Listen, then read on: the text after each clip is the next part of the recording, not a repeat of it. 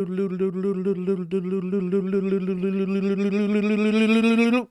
whoop. There it is, ladies and gentlemen. I press go live and the thing's just sitting there preparing the stream. I'm like, what's going on right now? What is going on, everybody? I know you guys saw the thumbnail. I know you guys know what we're going to talk about. Dozens of you have tagged me in this sketch, okay? In this video that is now at 45 million views only on X. I think it's at like 3 million views on Instagram. I mean, this thing went mega viral. It hasn't even been 24 hours. Literally. Hasn't even it's just over 12 hours. That's it. It's been what, 14 hours so far. This video has been up. Comedian Druski.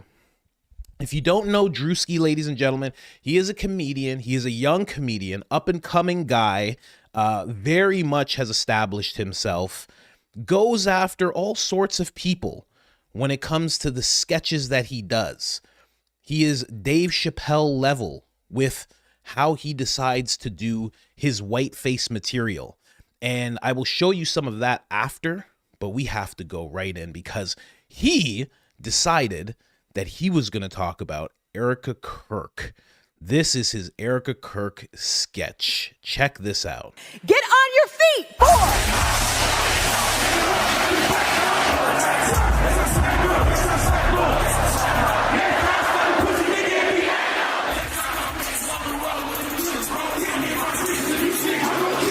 War is raging in Iran. We're praying for all the soldiers and troops. That's great that you're praying, but how about all the kids that died when the USA hit the towers? It broke my heart. That is the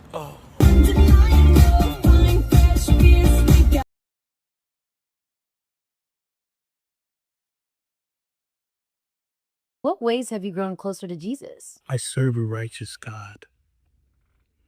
And that is why we say our prayers. Hold on, guys, I have to show you what this guy looks like, okay? Because you have to understand what you're looking at right now. I have to show you just, when you see him in whiteface, I mean, this is what the guy looks like. That's him. That's him, okay? Just so you understand what you're looking at right now as he does this. This is crazy. I serve a righteous God. And that is why we say our prayers. And we are all his children. But when I say children, I mean like the holy, blessed Trinity, which is why I hold the Bible.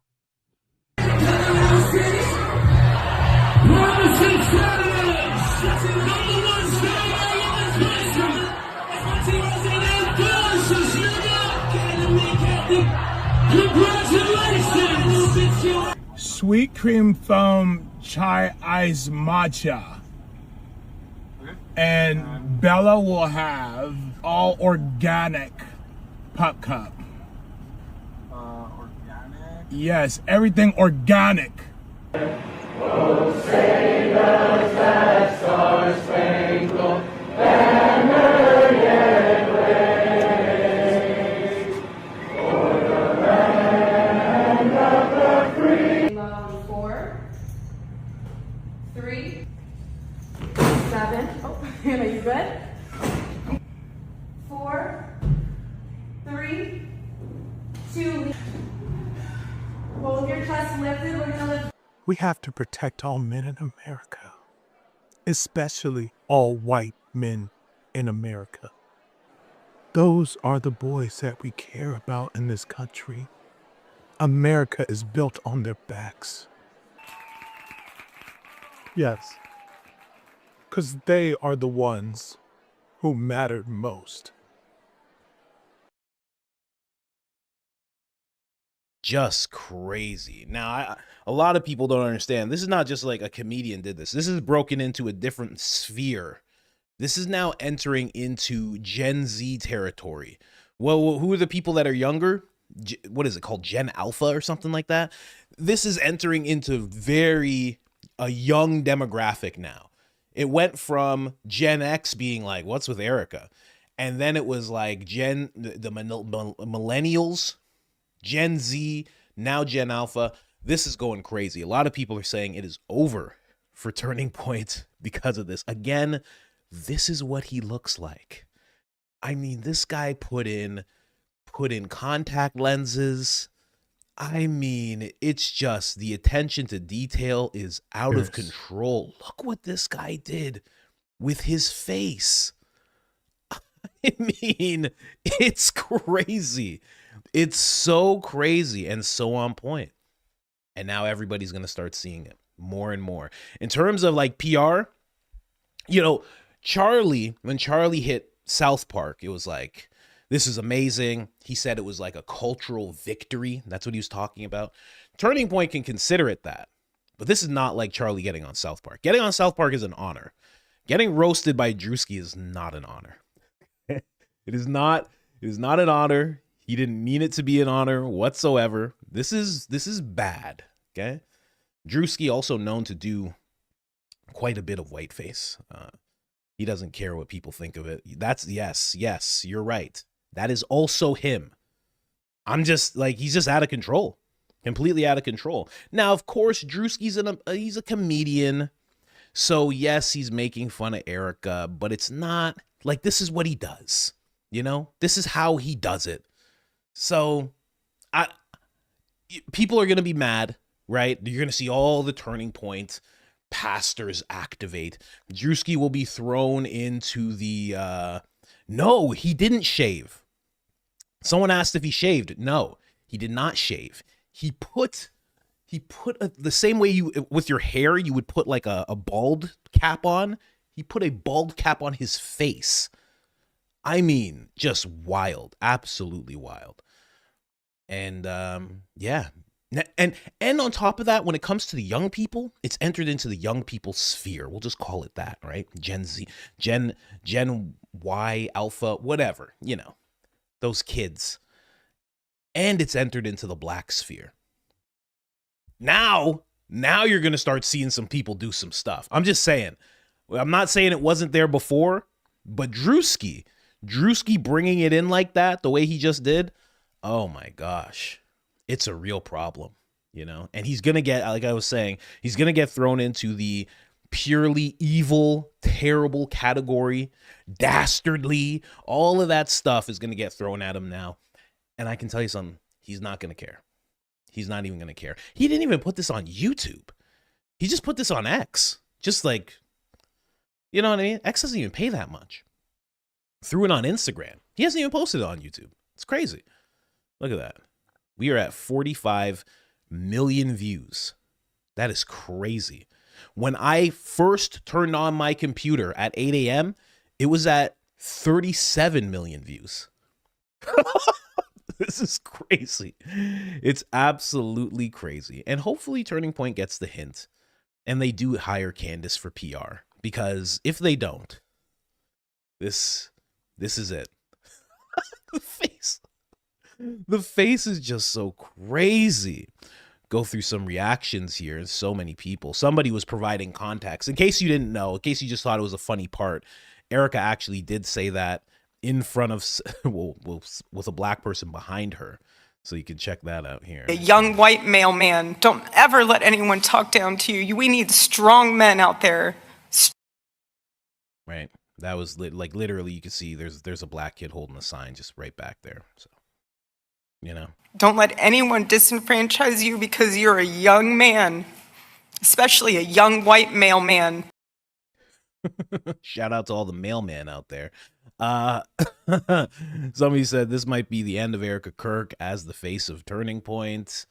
I mean, one could hope. Bro, his costume design and makeup team is terrifying. Again, these are both him. These are both him. It's crazy what he is willing to do. And this is him at a NASCAR event, right? So he was making fun of those people. He's a comedian, you know? He doesn't have it out for Erica. More context if you're unsure. Like, this is him doing the imitation of her doing this. I mean, the whole thing, looking, the eyes, all of that stuff. I would have took it a few steps further, but I'm a little more well versed in the Erica avatar that has developed, more context. This girl just she has like not even that a lot of followers. She became famous off of this. She's never had anything with that many views. It's crazy. We go keep going here to look at all of the reactions. Again, these are all accounts that are very much geared towards younger people, and all of them are talking about Erica Kirk now and the weirdness of her.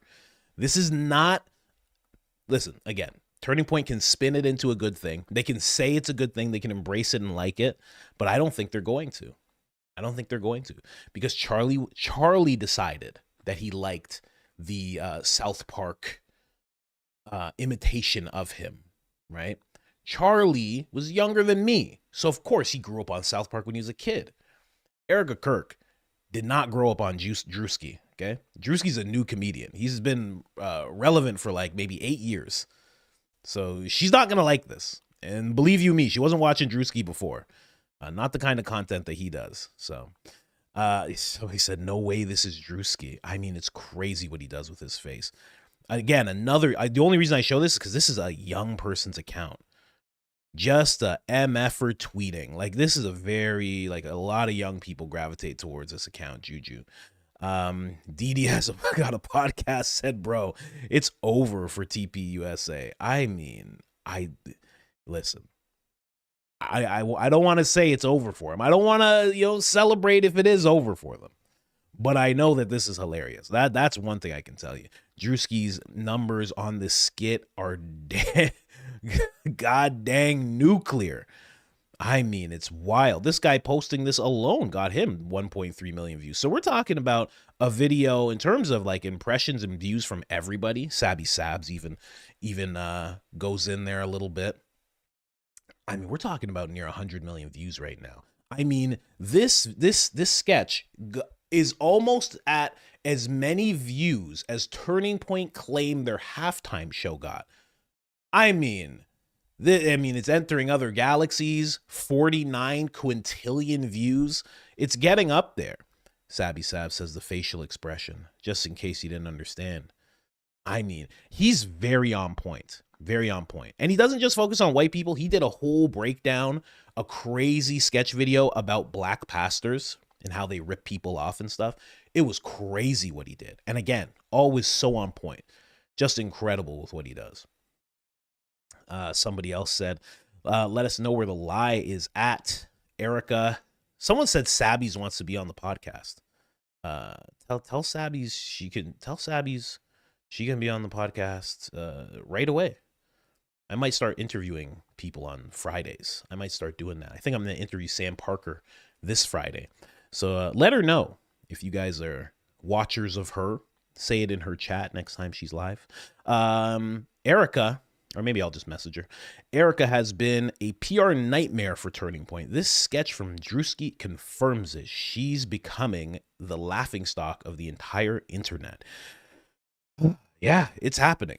It's happening, I have to say. And the whole time, right now, you know what Candace is doing? She's laughing. She's laughing like Mr. Burns. She's like, hair just pulled back. I mean, Candace is elated right now. She has to be. And there's no way she's not going to talk about this today. There's absolutely no way. I was right yesterday about the Kash Patel thing. I know what she's going to talk about. I even know what she's going to say sometimes. And I don't work for her. I don't know her. We've never spoken before. I'm just the Candace whisperer. That's all. Somebody else says, what the F? Probably the best interpretation of Erica I've seen so far. And that's the key word, so far. Who else is going to do this now? Who else is going to go in? I'm telling, if I had a team, I never want to put on the dress. You understand? There's a reason why Druski made sure to wear a pantsuit, because he knows about the whole dress thing. He sat down with Kevin Hart. He's like a guy. He's not putting on the dress.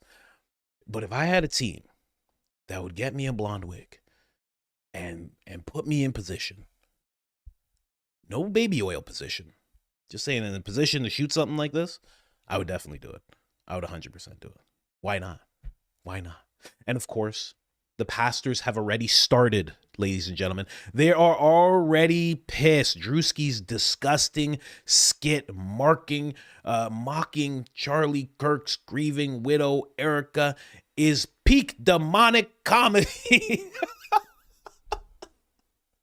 This is so crazy. Go dye your hair blue, man. What happened? What happened? What just happened with the right? The right was like, everything, nothing's off limits. We can talk about anything. These are just words. We should be able to say them. Who cares if it's this person, if it's that person? There was none of this for Jill Biden. Jill Biden, nobody was like, well, poor Jill. Look, this man has declined. And nobody did that for Jill.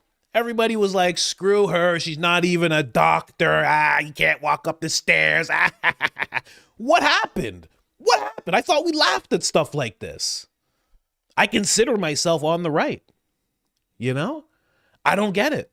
It just all of a sudden it transformed. Now some guy doing a sketch that's a joke is peak demonic comedy. What is demonic comedy? I've never heard of demonic comedy before. You guys ever gone to see a demonic comedy show? You got Jeff on stage. What is with these people worrying about my island? I have my own island, and all of these people are trying to come on my island. Literally and figuratively. What's going on? I've never heard of peak comedy before. Peak demonic comedy before. Man, they were just making fun of people with blue hair and spacers and that thing that went through the nose, and they were just making fun of those people. They were just making fun of the fact that those people can't take a joke. And now the jokes are coming, and all of a sudden they can't take a joke. You have Graham Allen, who's 5'4", and he's like, this is crazy. I'm going to keep fighting for you, Charlie. I'm fighting for you. They met 5 times. What? This is crazy. I don't get it, man. I don't get it. I thought we were joking. I thought we were joking around. What happened? Exact snowflakes, right? That was the key thing. Someone in the chat just said it. They used to call people snowflakes. What are you, a snowflake? Right? Can't take a joke. All of a sudden now, everybody, how did they all turn into snow? When did we become snowflakes? What's going on here? It's so crazy to me to watch it all happen. I don't think this is funny at all. I don't think this is funny at all. I think the DOJ should be investigating this Druski. I think they should prosecute. Has the Bureau looked into this comedian? What? What's going on, man? How deep is this going to go? I don't know, man. Absolutely crazy. Anyway, I don't know, man. It's so wacky to me. Everything just flipped upside down. Is that how it's just going to go? And then a Democrat's going to get in office, and all of a sudden, all these guys who are like, I can't believe you'd say this about Erica Kirk, they're going to be like, oh, look at all these snowflakes in office right now. Is that how it's always going to go? We can't fall for this again. Listen, hoodwinked me once, shame on me. Hoodwinked me a bunch of other times, and we're going to fight eventually. You're not doing this to me over and over again. I'm not getting tricked again. Never do I want to see any of these people talking about you should be able to say this or joke about that. That's over for those people. Are you kidding? What? You're Karens, right? That's another term that they used to use, right? That term went away, huh? As soon as they started acting like Karens, they stopped bringing up the term Karens. Isn't that funny? Isn't that funny? It's crazy, man. I don't know. I just don't get it, man. It's so sad to see, I have to say. You know? Now everybody's demonic and evil. Like, okay. I don't know, man. It's absolutely ridiculous to me. I'll read a little bit more of this guy. I don't know. This is the dastardly sketch that this young man put together. This young brother put together a dastardly sketch about a lady who is presidential material. I seen her once and she was glowing. She already has a halo, yet she's alive. She's Mother Mary in disguise. I don't understand how you could do something so dastardly, so absolutely demonic to this young lady. Meanwhile, she's standing behind him with demon eyes, you know? She's like, don't worry about it. We serve a just God. And he's a righteous God. He's a just God. Just threatening everybody that watches the video, you know? I'm disgusted by Druski's latest skit. Oh, so he had a heading. Oh, you didn't write this. There's no way he wrote this. There's no way he wrote this. There's no way. This is X. This is Twitter. You don't write like this on Twitter. As a normal person, this is how you started off? There's no video attached? Is there a video attached? There is, but I don't know. I'm disgusted by Druski. His latest skit parody, parodying Erica Kirk. Why has this generation become so demonic? Oh, it's the whole generation. He just said, yo, screw it. I'm just going to cover my bases. He goes, I see where this is going. Let's just call the whole generation demonic. That it delights in attacking grieving widows. Erica Kirk has been turned into a punching bag of the internet. Well, that's one true thing that he said. That might be the first true thing I've ever seen this guy say. A woman who watched her husband, Charlie Kirk, pass away right in front of the world during a public event. The trauma of that moment is unimaginable, yet instead of basic human decency, we get endless mockery. Well, I can tell you one thing. That's not true.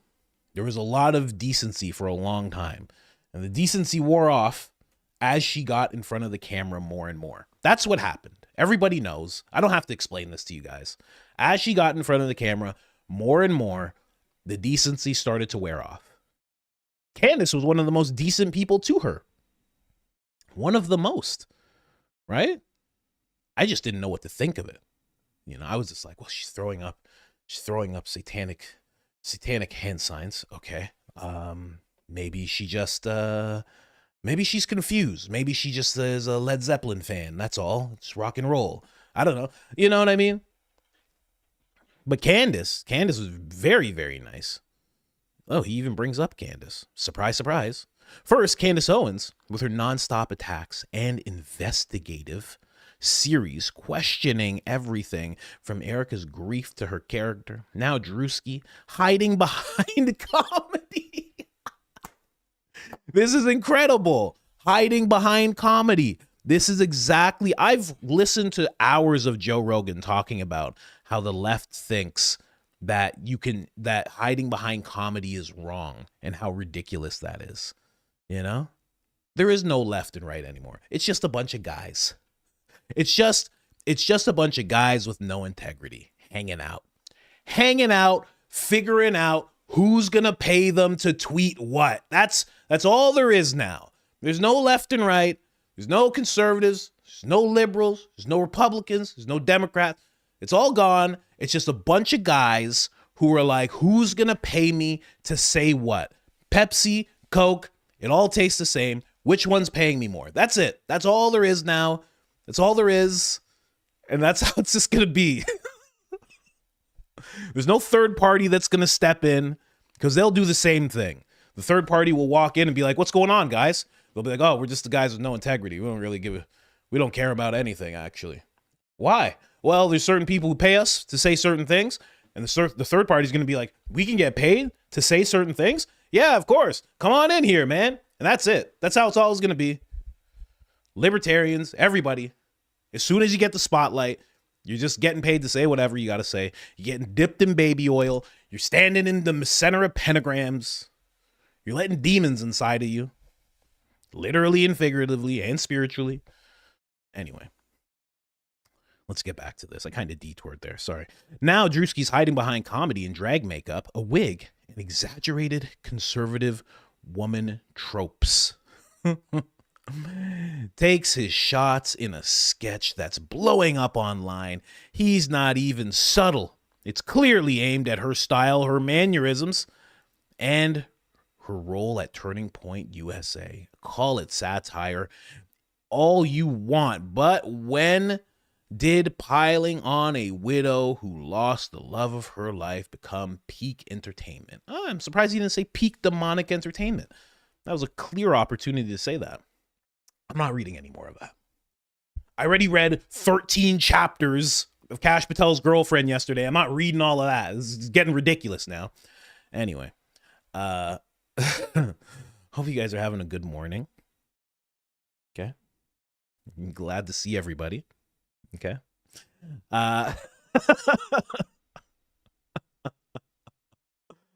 Oh man. I get hoodwinked. I get tricked, you know? They trick me. I was on one side and they were like, man, we're about freedom of speech. And I was like, that's cool. And then the next thing you know, they're like, listen, we're for freedom of speech, but you can't talk about this country in the Middle East. You can't talk about this person. You can't talk about this. Can't talk about that. And if we start blowing up school children, you got to just shh. And I'm like, well, that's a little different than what you first said. That's a little different. What happened? Then the Secretary of Defense, he's now the Secretary of War. Wait a second. What?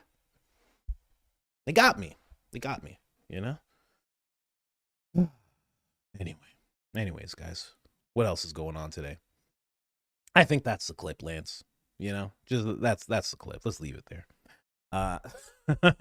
Someone said Druski's eyes weren't as scary as Erika's. No, I mean, he couldn't.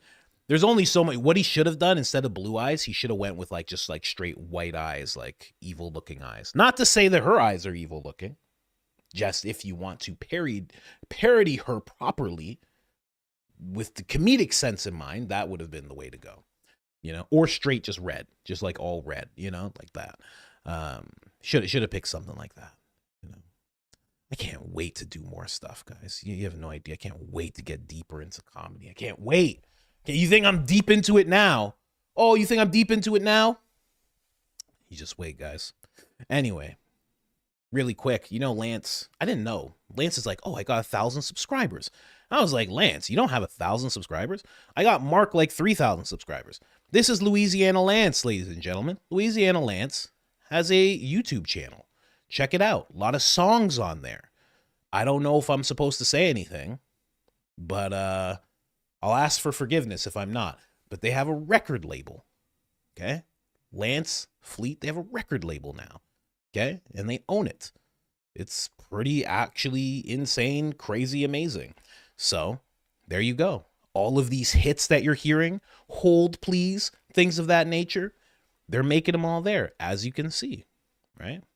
I myself would have this called Louisiana Lance, because if you're going to be a musical artist, that's a way better name. But he goes with X, and of course, can't pronounce it, Luminat.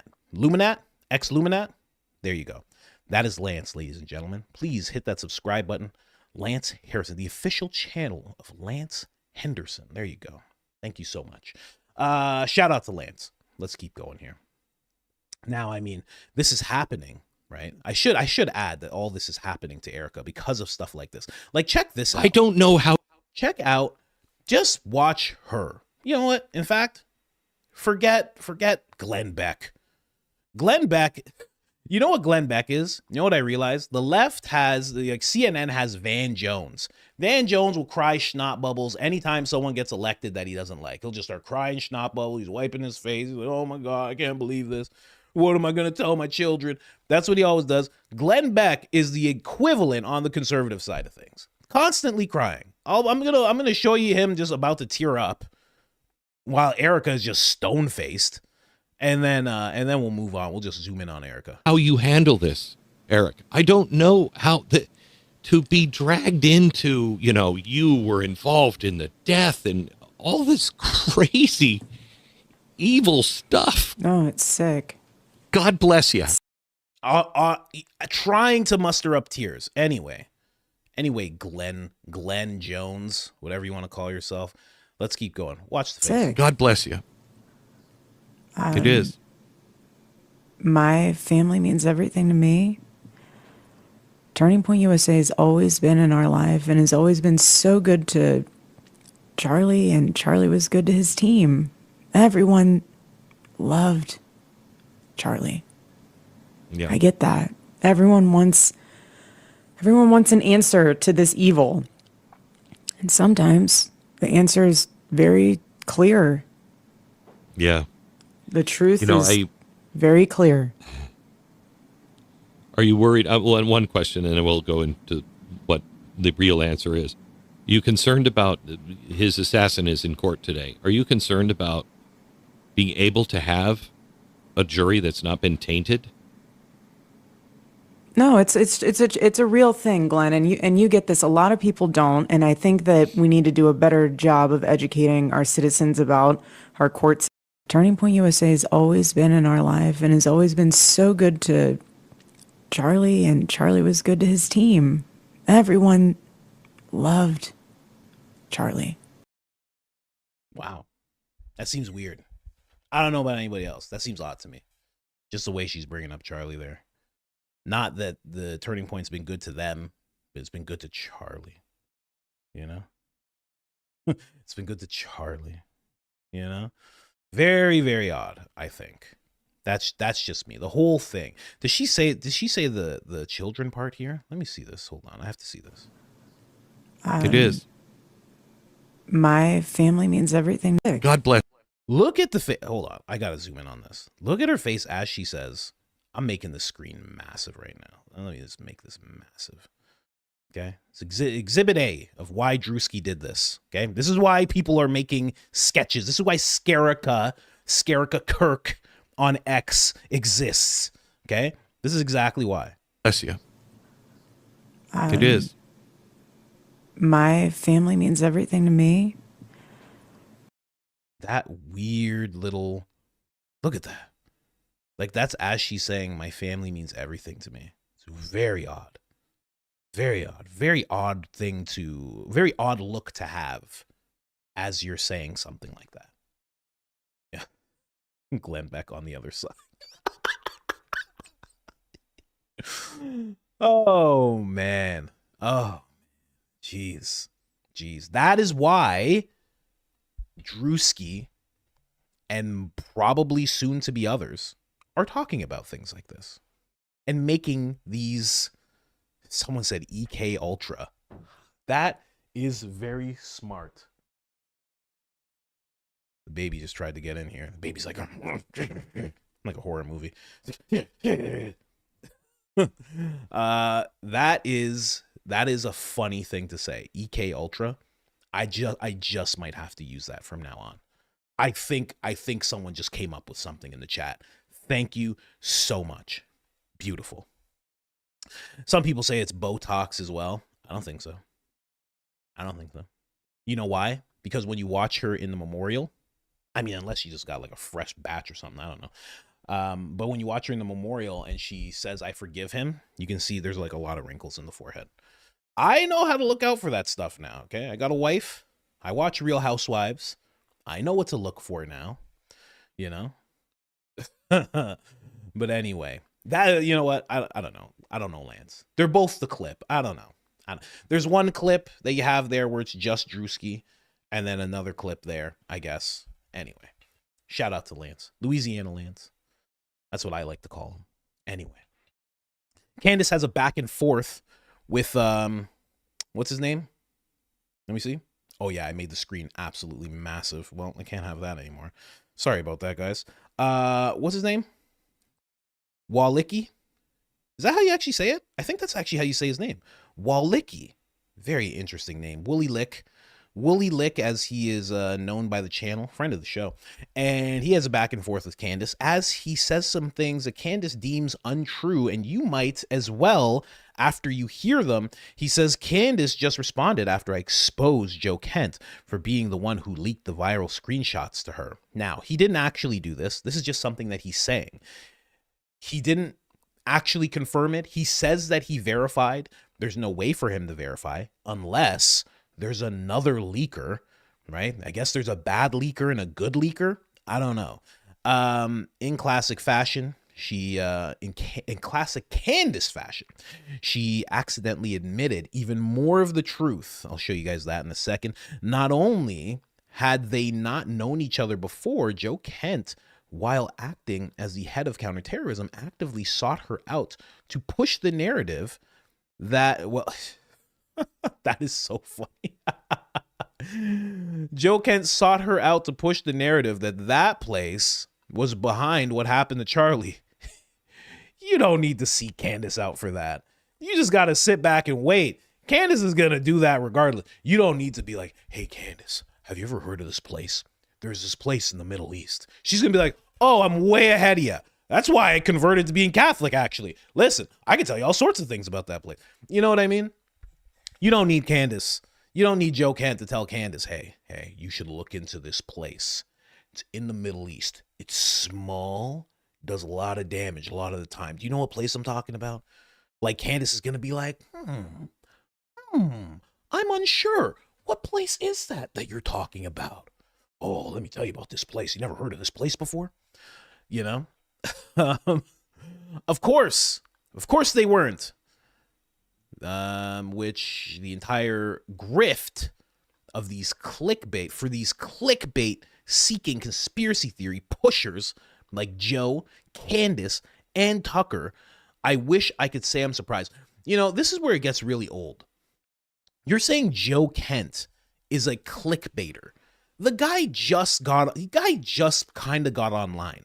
And the way that he's online is because he's been doing interviews. To act like Joe Kent is looking for clicks.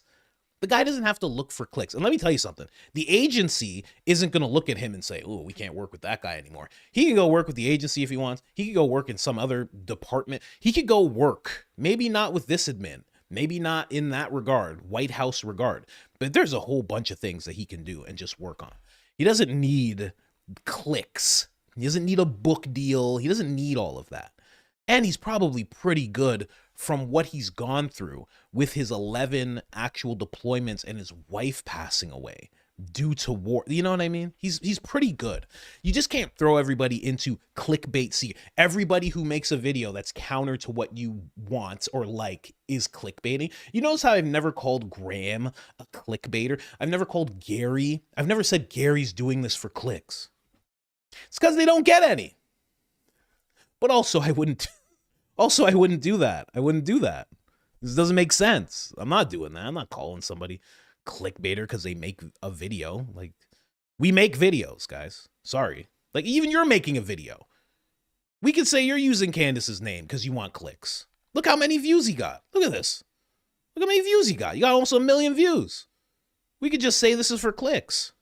I mean, come on. Anyway, I'll play a little bit of a Wally lick over here. Candace has just told the whole world that the director of counterterrorism started a communication relationship with her after Charlie Kirk was assassinated while he was on the job in counterterrorism, and she was a podcaster speaking about this. And then she has text messages that Andrew says he gave to Joe Kent. I didn't even know Joe Kent at all, had never had a single communication with Joe Kent until after Charlie Kirk was assassinated. That is the honest to God truth. I didn't know this man at all. Joe Kent did not leak me anything for the purpose of attacking Erica Kirk. All she said was that Laura Loomer's assertion that the texts were given by Joe Kent to Candace in order to hurt Erica Kirk was false. And we're supposed to believe Joe Kent when he goes on Mark Levin and says that he never gave the text messages to Candace Owens. Did you give it to Candace Owens, yes or no? I did not give anything to Candace Owens, no. I wonder if he would say that under oath. Candace has just told the... I mean, come on. This guy, Woolly Lick over here, absolutely ridiculous.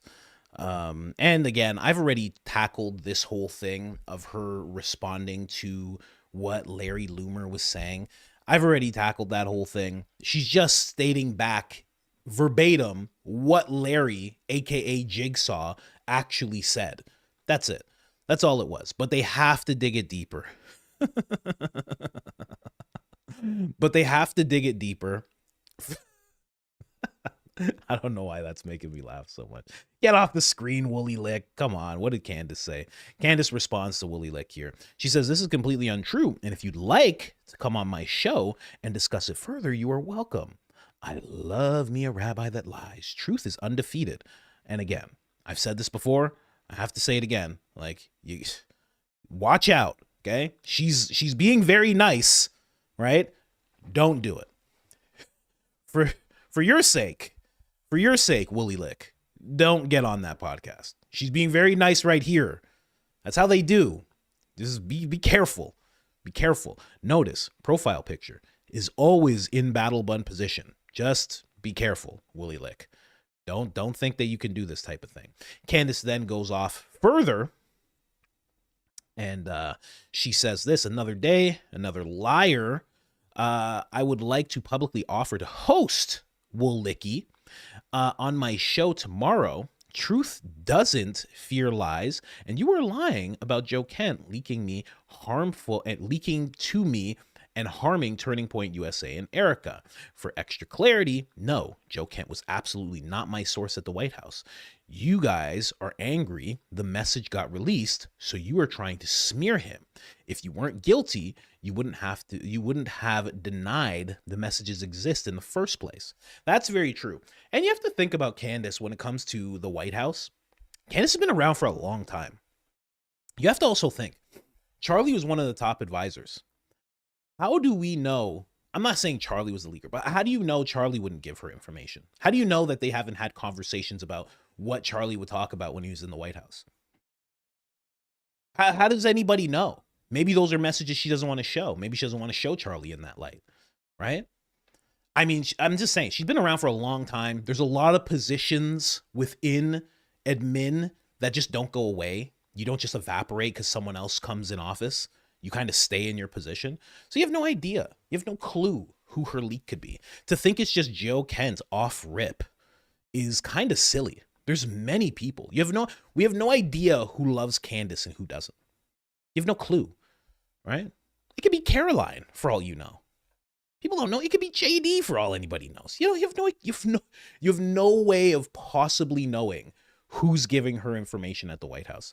There's so many lower level positions where they just run around like worker ants, like worker bees.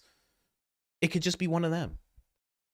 Just saying, And again, she's been going in and out of the White House since 2018.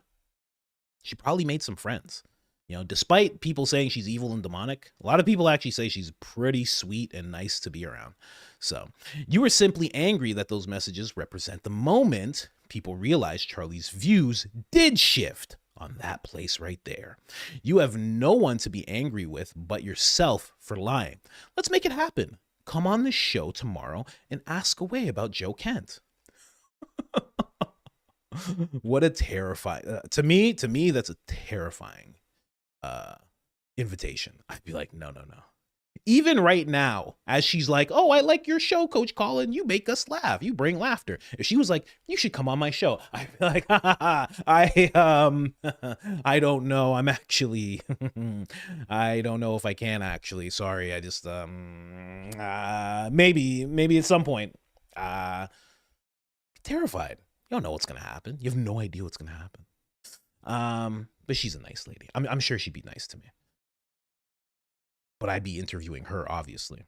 There's no questions to ask me. Are we on, Mr. Woolicky? Could you do tomorrow or any day next week at all? You're ruthlessly smearing Joe Kent for something he simply didn't do. Why not confront me about it? Why not confront me about where I got the message from and these leaks? There you go. She must have some security because she's offering up a lot of people to see where she lives because her studio's in her basement. So that means she's inviting people into her home. It's kind of crazy, isn't it? I don't know. Maybe there's a separate entrance or something. She must have a stacked up security. And then she goes on. Oh no, is this okay, so this is the thing I already read. So she's had this back and forth with Mr. Wally Lick. And we'll see what Mr. Wally Lick has to say. But that's something that just took place yesterday. Didi Got a Podcast says he won't do it. And if he does, it will simply turn into another thrashing of yet another insufferable person. And Didi does not use the word person. Anyway, let's keep going. That is the clip, Lance. That is it. Doodle-doodle-doo. That's how we end the episodes. That's how we should end the episodes. Or whatever Fleet does whenever she does one of my clips. It's like, doo-doo-doo-doo, coach. We should end it with that. You should ask Fleet for that and put that at the end of the episodes. I don't want to give you more work, though. Anyway, let's keep going here, guys. Let's jump in. Please subscribe to Lance's channel. All right. When I saw you had 1,000, I was like, come on, we can do better than that, you know? But yes, please also like the video. Let's keep going. Let me just do this little review here quickly. So Candace had an episode. You guys all saw the episode yesterday. I have questions for you guys. What do you guys think about Candace and talking about Nick Shirley? You know, that he verified that the recording was live and he showed communications and things of that nature. I ask what people think about that because I kind of have this mindset, and it's not that I mistrust him, but also if I had a live show, right? I do. If I asked somebody to be on the show, I could use a platform where I just go, okay, we're live, but we're not live. And I just record it and I put it out at another time. It's very rare that someone, especially as busy as Nick is, very, very busy. Say what you want about his work, whether it's an op or not. I mean, you still got to run around, you know, whether you're running around on your own accord or somebody's pulling the strings, you're still expending energy, even if someone's pulling the strings, right? So he's super busy. He's going everywhere. I mean, he's constantly flying around. He's going to Canada next, right? To expose Canada in some way or fashion. He's going to get to Brampton and he's going to get thrown out of Canada. I'm just telling you what's going to happen. It's going to be really bad. So it's going to be real quick. They're going to toss him out and they're going to say he's hateful and they're going to try and arrest him. That's what they're going to do.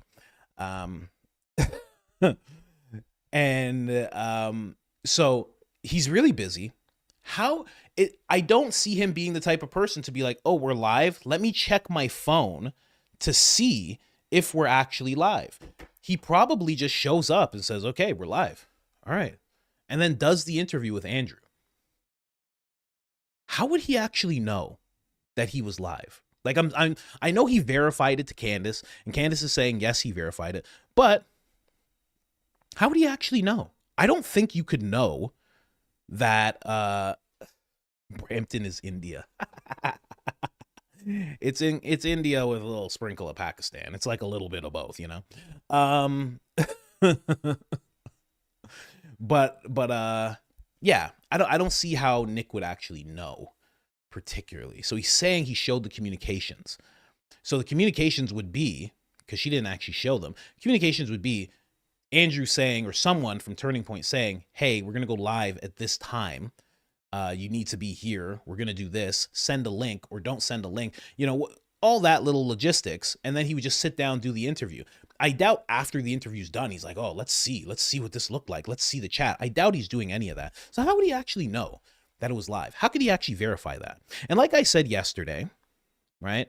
Why on earth would he tell Candace, yes, Andrew Colvette of Turning Point USA is lying?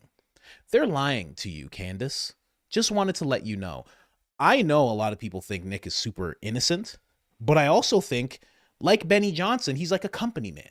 He's on the right, and he's not messing that up for anything. And he's not going to align with Candace and team up with her suddenly and start saying, hey, these guys are liars. They're lying to you. Want me to do a video exposing them? I don't think he's going to do that for Candace. I think he's going to do whatever Turning Point says he should do. That's just me. I don't know. EK Ultra is the best thing ever. Thank you so much for coming up with that, whoever did that. So that's just me. That was the first thing I saw. Then another question I have for you guys. What do you guys think about Candace talking about how Frank Turek hasn't been caught in any type of, like he's always checked out, you know, even the way he reacted, everything has always checked out. Now, I know from the people who have been studying the footage, they're still studying the footage. They're still studying those 1 minute before it happens to Charlie and minutes after it happens to Charlie. Now, one thing they always point at is that Frank Turek's phone, I think he says he's FaceTiming. People have been zooming into that phone for so long. Months, and they're like, there's no FaceTime going on, you know, no FaceTime going on whatsoever.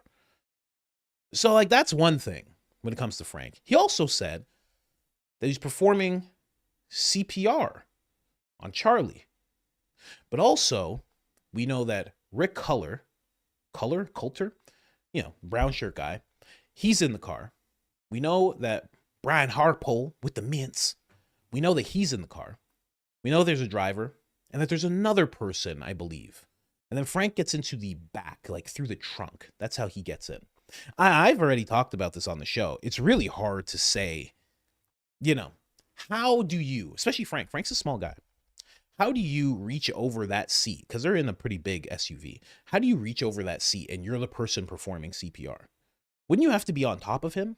And if you are on top of him, where is Rick? Where is Brian? So you're on top of him, like his midsection area, and you're doing that while Brian Harpole is being held out of the car, because this is their actual story.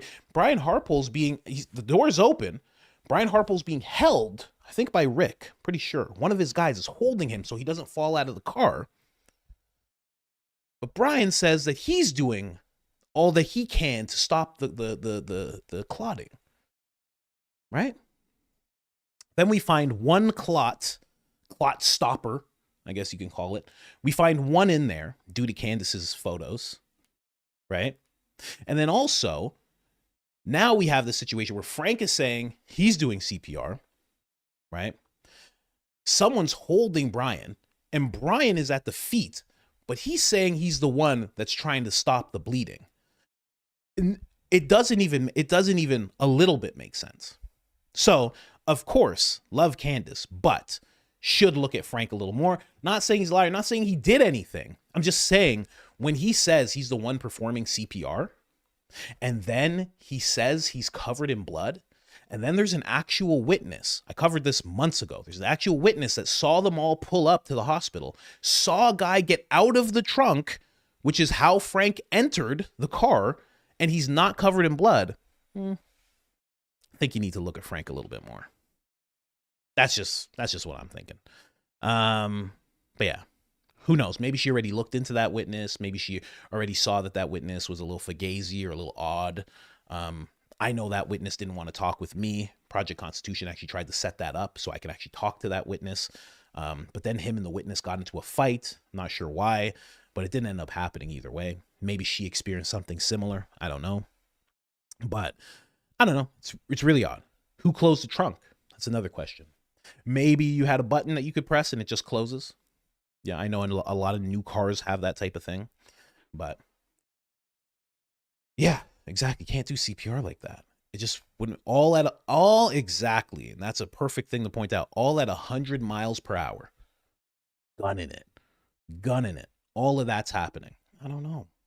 And especially those last 2 points I pointed out. How is Frank on him? How is Frank getting off with no blood? You got to be right here where he is. You think there'd be some blood. Maybe you're getting down or you're even doing the breathing thing. I don't know. But then there has to be some blood. But the witness sees him and says there's no blood. So, CPR makes you bleed hardcore. Well, that's what he said he was doing. I don't know. I don't get it myself. That's all I'm saying. I don't understand that whole thing. So to say that Frank has always been on point, I'm like, I don't know about that. A lot of smaller creators have been analyzing everything, every single thing. And that's not the determination they're coming to when it comes to Frank. So, and then on top of that, the whole dishonest thing of calling her evil, telling her to shut up. She doesn't have any real evidence. I mean, all of that kind of speaks to something as well. So, I mean, that's a point where I kind of disagree with her there. I don't think he's all on the up and up. Again, can't say doing anything. I can't say anything. I can just tell you what he said and then what a witness saw. That's all I can tell you. And they're very different stories. So, I don't know. But yes, he is a military man. Another thing, military men are very honest. They're very squared away. They're noble. They're hardworking. They get up early, usually, blanket statement. But also, they're also trained to lie. That's also a thing, right? I don't know. They're kind of trained to be under interrogation type scenarios and to keep their cool. That's a thing. I'm not making that up. I'm not speculating. That's a thing that they're trained to do. So, I don't know. I'm just saying. Don't Don't really like what she has to say about Frank there. But I get it. I get it. She's trying to verify what she's going after. So she's trying to let you know, okay, Frank is not a liar. Andrew's not a liar. You know. And also, my question to you guys would be, what do you think about what she was saying in regards to Andrew? Andrew not being a liar. Andrew being very truthful. Again, I get what she's doing. She's making it, she's gearing, as she's explaining this, as she's saying, Andrew did not lie. Andrew didn't make that up. It's too much. He wouldn't be able to make something like that up. I get what she's doing. She's trying to prepare you for what she's going after. But again, I've said it too. Barron's even touched on it. Andrew getting his soul clean, you know, because of the situation that he's in. So I understand. And I've even talked about Andrew. I've given him his props for being the person that released that message and making sure it got to the authorities, and wondering what else he gave to the authorities, and, you know, speculating that he's Candace's leak the whole time because he's also in touch with people in the White House and would know what was going on at certain times. So I've given him his props there. But to act like he couldn't lie about what she was talking about. Okay. I think he could. I think he could make up a story if he wanted to. I think anybody could. Someone even said in the chat, even Charlie Kirk lied. Yeah, everybody does. Everybody does. Especially in a situation like this, right? But, you know, talked about the tarmac hug. And that's why she's gearing up to say, like, the tarmac hug really did happen. It's not a thing that he made up to her. It's just everything around that is all weird and loose, right? They were by themselves. Where was Andrew's wife? Maybe she found her own way there, like as if they're just going to a pub to just have a couple drinks. Like, oh, you just head over, honey. I'm heading over now. You just head over. Yeah, don't even worry about it. She's like, you sure your friend just died? Nah, I'm fine. I'll get in the car. I'm going to get in the plane. I'm going to go see Erica. Don't worry. We'll be there, you know. We'll order some drinks for you before you get there. What is it that you want? I don't know. The whole thing's weird. The whole thing's very, very weird. And then what else do we have here? You know. And apparently Erica Kirk flew in at a different time. Do I have that clip queued up? Let me see this. We just have to assume that my memory was correct, that Erica therefore flew in earlier than Andrew aboard a plane. I cannot confirm which plane that is yet, but I will. I'll find out. I'm going to find out, Erica. And Andrew flew aboard Charlie's plane, because that would mean Andrew landed Andrew landed on that plane at 3:31 p.m. Utah time. That's about just enough time for everybody to crowd around at the airport, have a little cry, and then you're going to arrive. You got 20 minutes, police escort. I'm assuming there's a police escort at around 4 p.m. at the airport, which is at the hospital, which is 20 minutes away. Okay. That would mean, again, this is crucial, that Erica was on an earlier flight. The question that we now face is which one? Okay. There are too many inconsistencies in the story. The tarmac hug happened. Just accept it as a fact. Andrew was not lying to me. And also, by the way, I will say this. Every time we have been confronted with this predicament, many times, of Andrew tells a story and Erica tells a story, we are able to determine that Andrew is the one telling the truth. For the most part, she is right about that. I've talked about that. I mean, I think even Fleet made a clip, a video of me talking about that. Now, Andrew says something and he's like, I said this. And Erica's like, well, I have to say something a little different. You're going to look like a liar. You just got to deal with it. She's putting on the sparkles. Andrew sees like, hey, you just threw me under the bus. And she's like, I know. I just don't want to look like a liar. I'm so sorry. I apologize. And I'm probably going to do it again. I'm really, really sorry. You know? So I guess she's right. I guess. I think they all have a little bit of, I don't know what to call it, fugaziness, dishonesty. I think they all have a little bit of it somewhere. It's just at different points for different reasons, for different things. But, it's hard. you know, I think they're all making stuff up all the time. I got to be honest. I think they're all making stuff up all the time. That's just what I think about that. Like, from what I've studied in terms of making these videos on and on and on about the footage and the saying, and someone saying this and someone saying that, it seems like they all make stuff up constantly.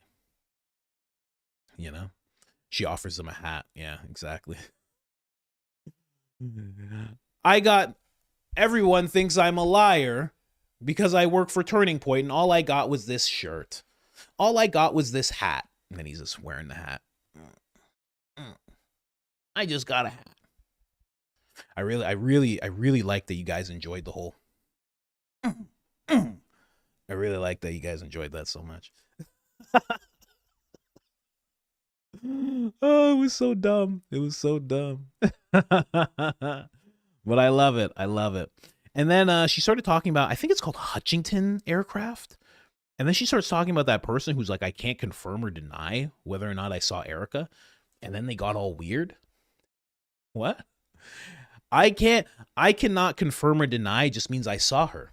That's what that means. Isn't that what that means? Doesn't that only work when you're like in a courtroom? Because they're all like, oh, well, you know, confirm, deny. When you say that amongst, if one of your friends said that to you, you'd be like, oh, hey man, did you see Emily? Did you see her?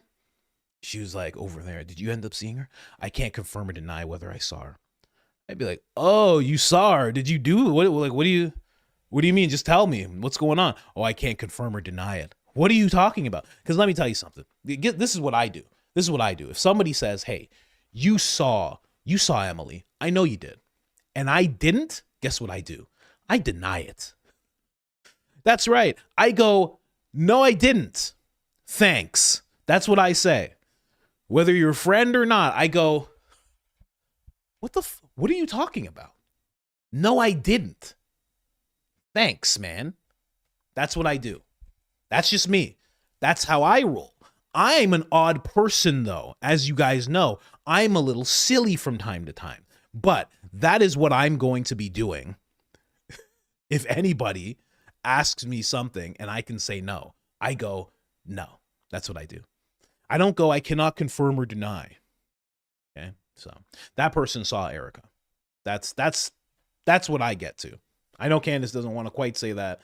I'm saying they had to have seen her because they can't confirm or deny it. Because you have to understand, there's one part of that sentence, I cannot confirm. And you go, oh, well, that means you probably didn't see her. And then they go, or deny. And you go, oh, well, that means you saw them. There you go. Thanks. We're not in a courtroom, okay? I'm not Baron, right? I'm not an attorney. I'm a normal guy. And that means that you saw Erica. Have fun. Thanks.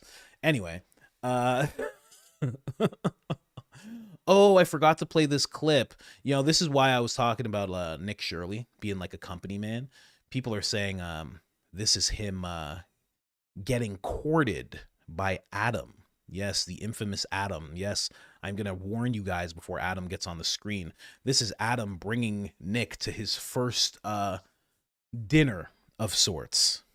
We got Adam from PBD right here, and we got Tony, and we got David. The last interview cut out, David, unfortunately. But Adam, what are you doing here?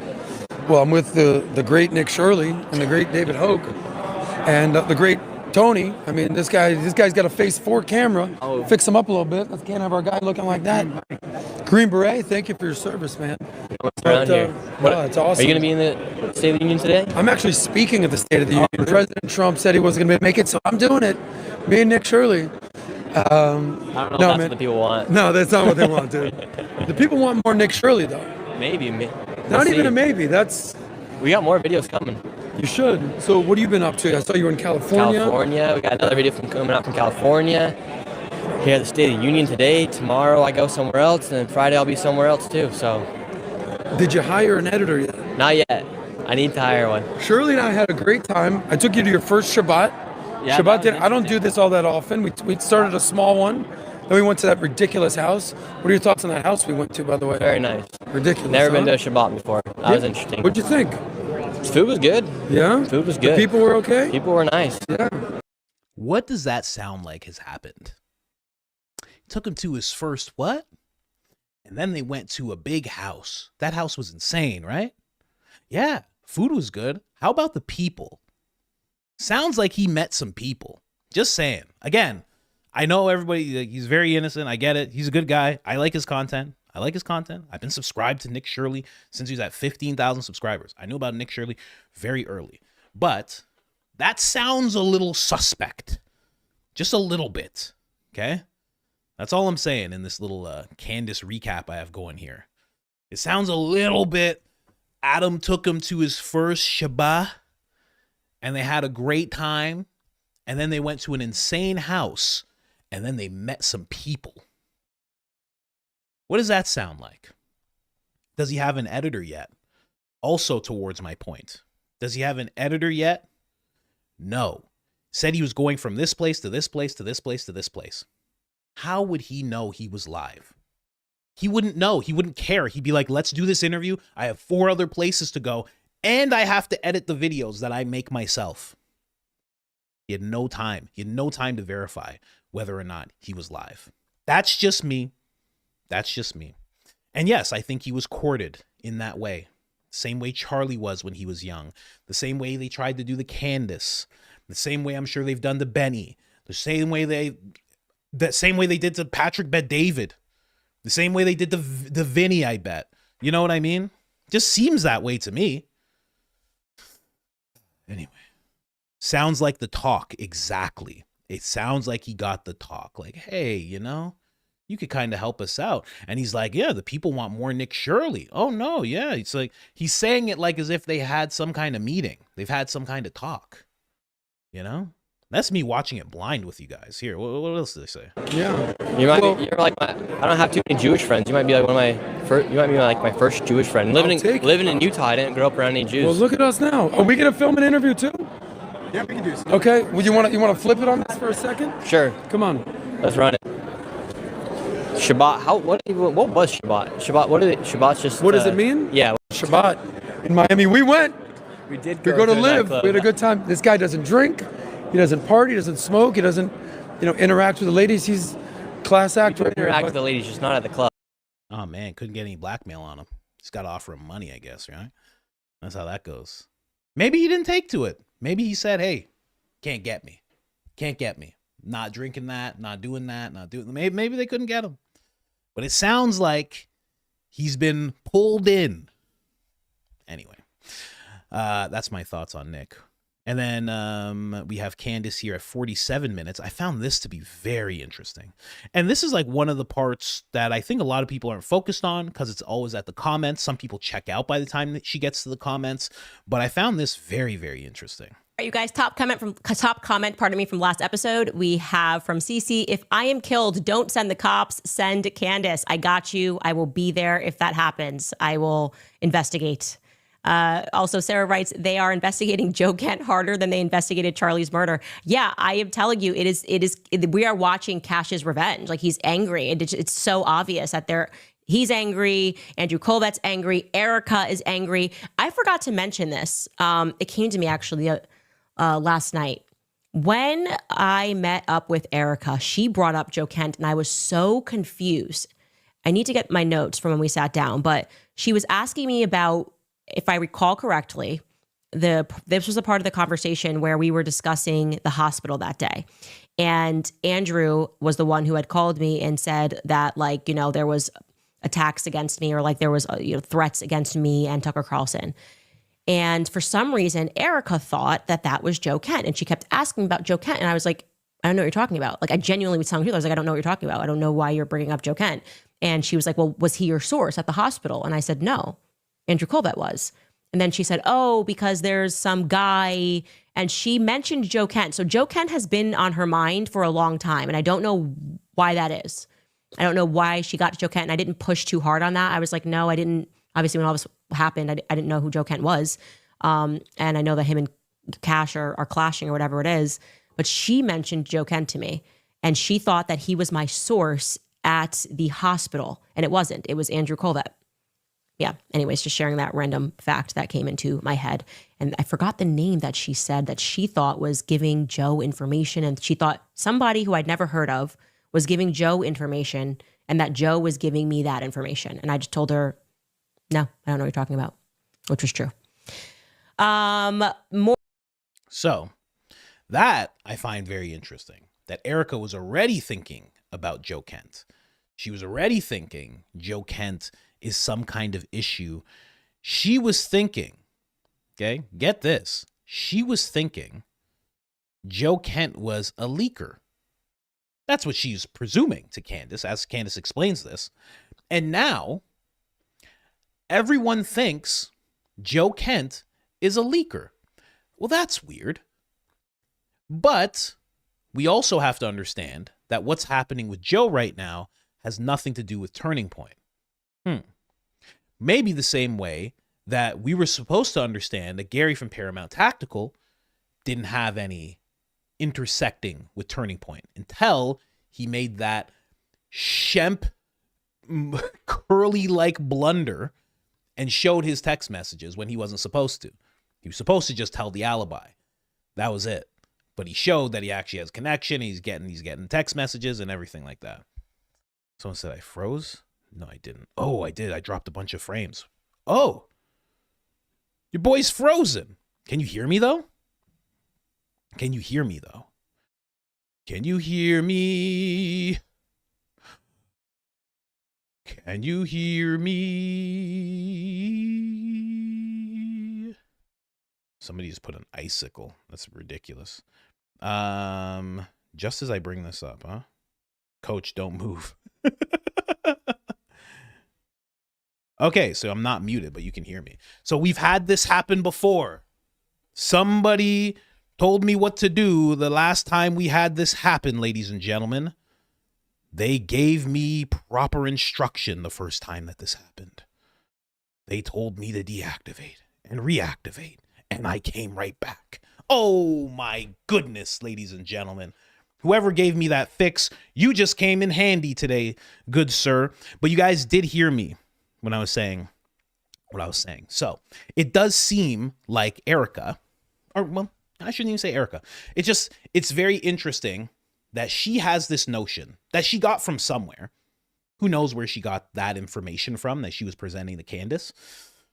You know, maybe someone beside her, behind her, around her, maybe someone at the White House. Like, there's many possibilities that somebody could have said something to Erica.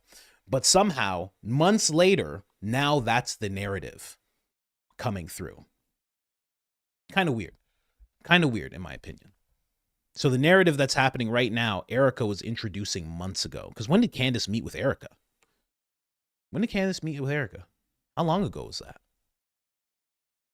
I don't know. 4 months ago?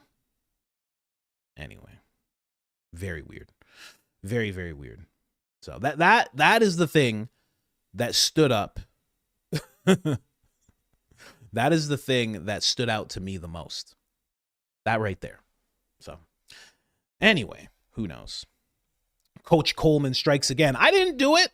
Why am I muted right now? Oh gosh. Whew. That's the clip, Lance. Yeah, so that was the main thing in that whole episode. That's what stood out to me the most. That last part right there. Because that's the narrative now. It's like I don't even understand how Candace isn't talking about that more. The narrative that she introduced is now the narrative sweeping through the entire conservative party.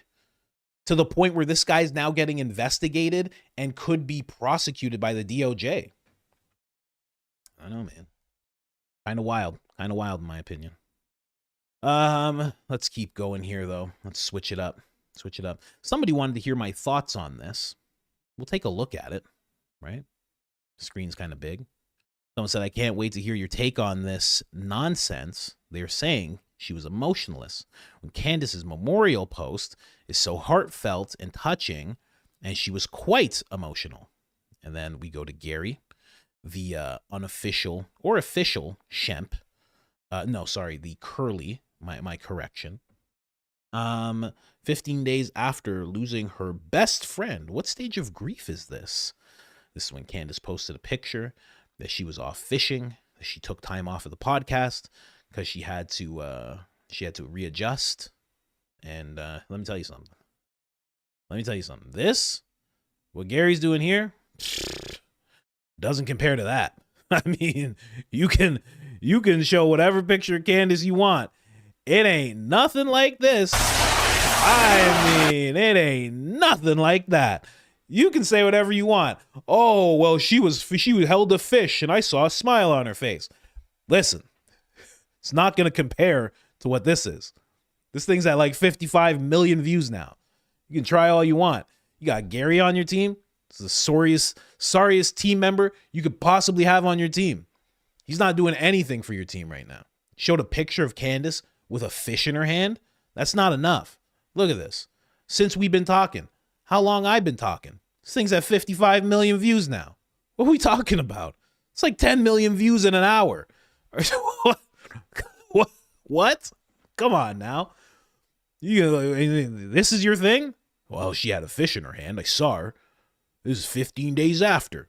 Guess what Erica was doing 15 days after? Taking over the company. Hey. 15 days after, she took over the company. Okay. Hey. 11 days after, she was on a Zoom call cheesing. You guys know what that means? She was cheesing. She was on a Zoom call cheesing. Here, let me just... I don't even have to search hard for it. I'm just going to go to X. I'm just going to say Erica Kirk Zoom. That's it. I'm just going to write Zoom. That's it. And I already know what picture's going to pop up. You don't have to tell me. Oh, yeah, there it is. Oh, goodness. Right away. Oh, we all know what picture's going to pop up. Hey, Gary, that was 11 days after. How about that? There you go. Huh? What we talk? Oh, sorry. My mistake. That was 5 days after. 6 days. How about that? What do you got? You got a picture with a fish? Okay. Cool. How about that? Oh, man. Gary. Friend of the show. Definitely a friend of the show. He always has been. 6 days. She's taking over the company. Let me just go back, because you guys don't get it. You guys don't get it yet. She's taking over the company and telling people about hat sales, guys. You want to play this? There you go. Oh, look at all the thumbs up. Oh, sorry, that's the wrong one here. Let me see. Charlie would be reacting. How sweet. I didn't know they could do that. I hate Zoom. I never liked Zoom. Sorry, you guys. I just wanted to say, first and foremost, my heart obviously is broken for you guys as much as it is for our family. You guys lost not only a boss, but someone that you looked up to, someone that you believed in his mission, that you also that you loved. You loved listening to his show. Deeply, I want you to journal about them. I want you to be able to tell your kids about them. I want you to put those in your heart as why we're going to honor him by doing that. We're going to stay humble.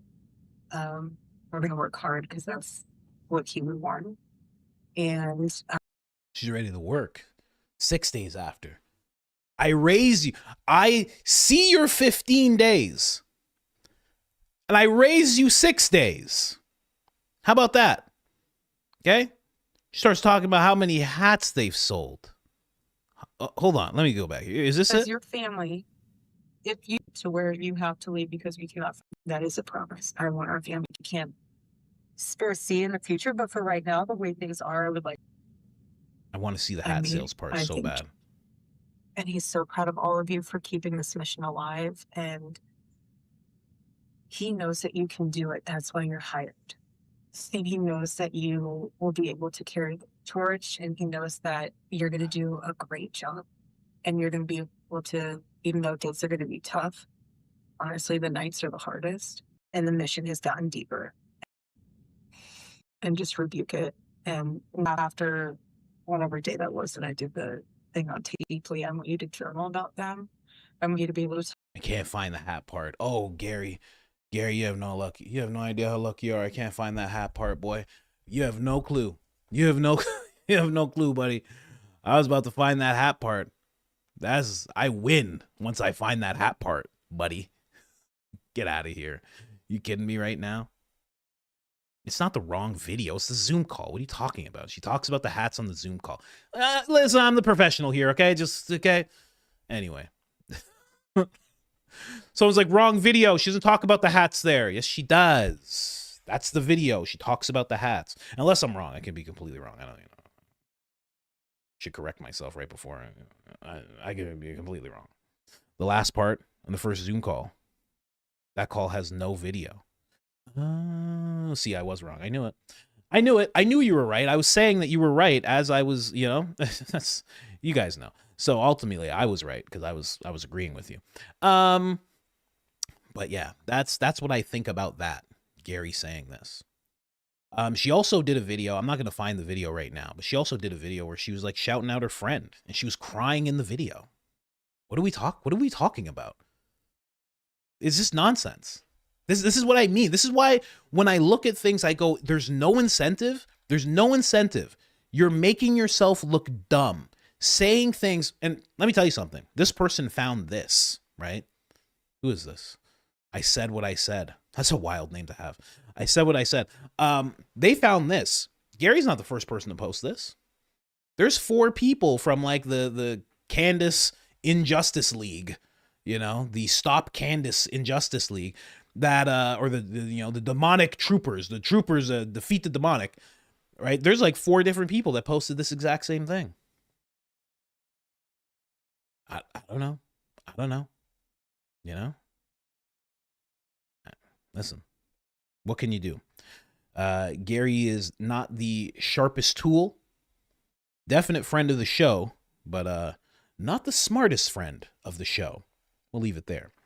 That's the clip, Lance. So that's what I think about that. Let's keep going here. Where's Officer Tatum? There he is. Yeah, let's get to Officer Tatum. Oh, goodness me. Oh, he has some great stuff to say, right?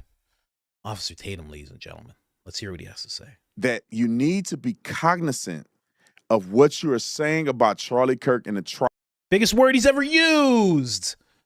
I'm sorry to interrupt so quickly. Biggest word he's ever used, peruse. Now who's writing for this guy? Wow, it must be Rabbi Woolly Lick that's writing for this guy. Who's writing for Officer Tatum? That you need to be cognizant of what you are saying about Charlie Kirk in the trial because you can be subpoenaed to testify, especially Joe Kent, against Charlie Kirk, meaning for the killer against Charlie Kirk. And that's going to be a bad day because all they want you to do is create reasonable doubt in one juror. All these conspiracy theories that are not substantiated by any real legitimate evidence will cause you to call into reasonable doubt or call into question of all the facts and get somebody off that should have been found guilty. There's so much evidence, and you wait. All the people that follow me and love me, for you haters, you're going to eat crow in a minute. You wait. If I'm wrong, I'll say I'm wrong, and I'll give $1,000 away to my haters, or at least one hater. I'll pick one of y'all haters, and I'll give you $1,000.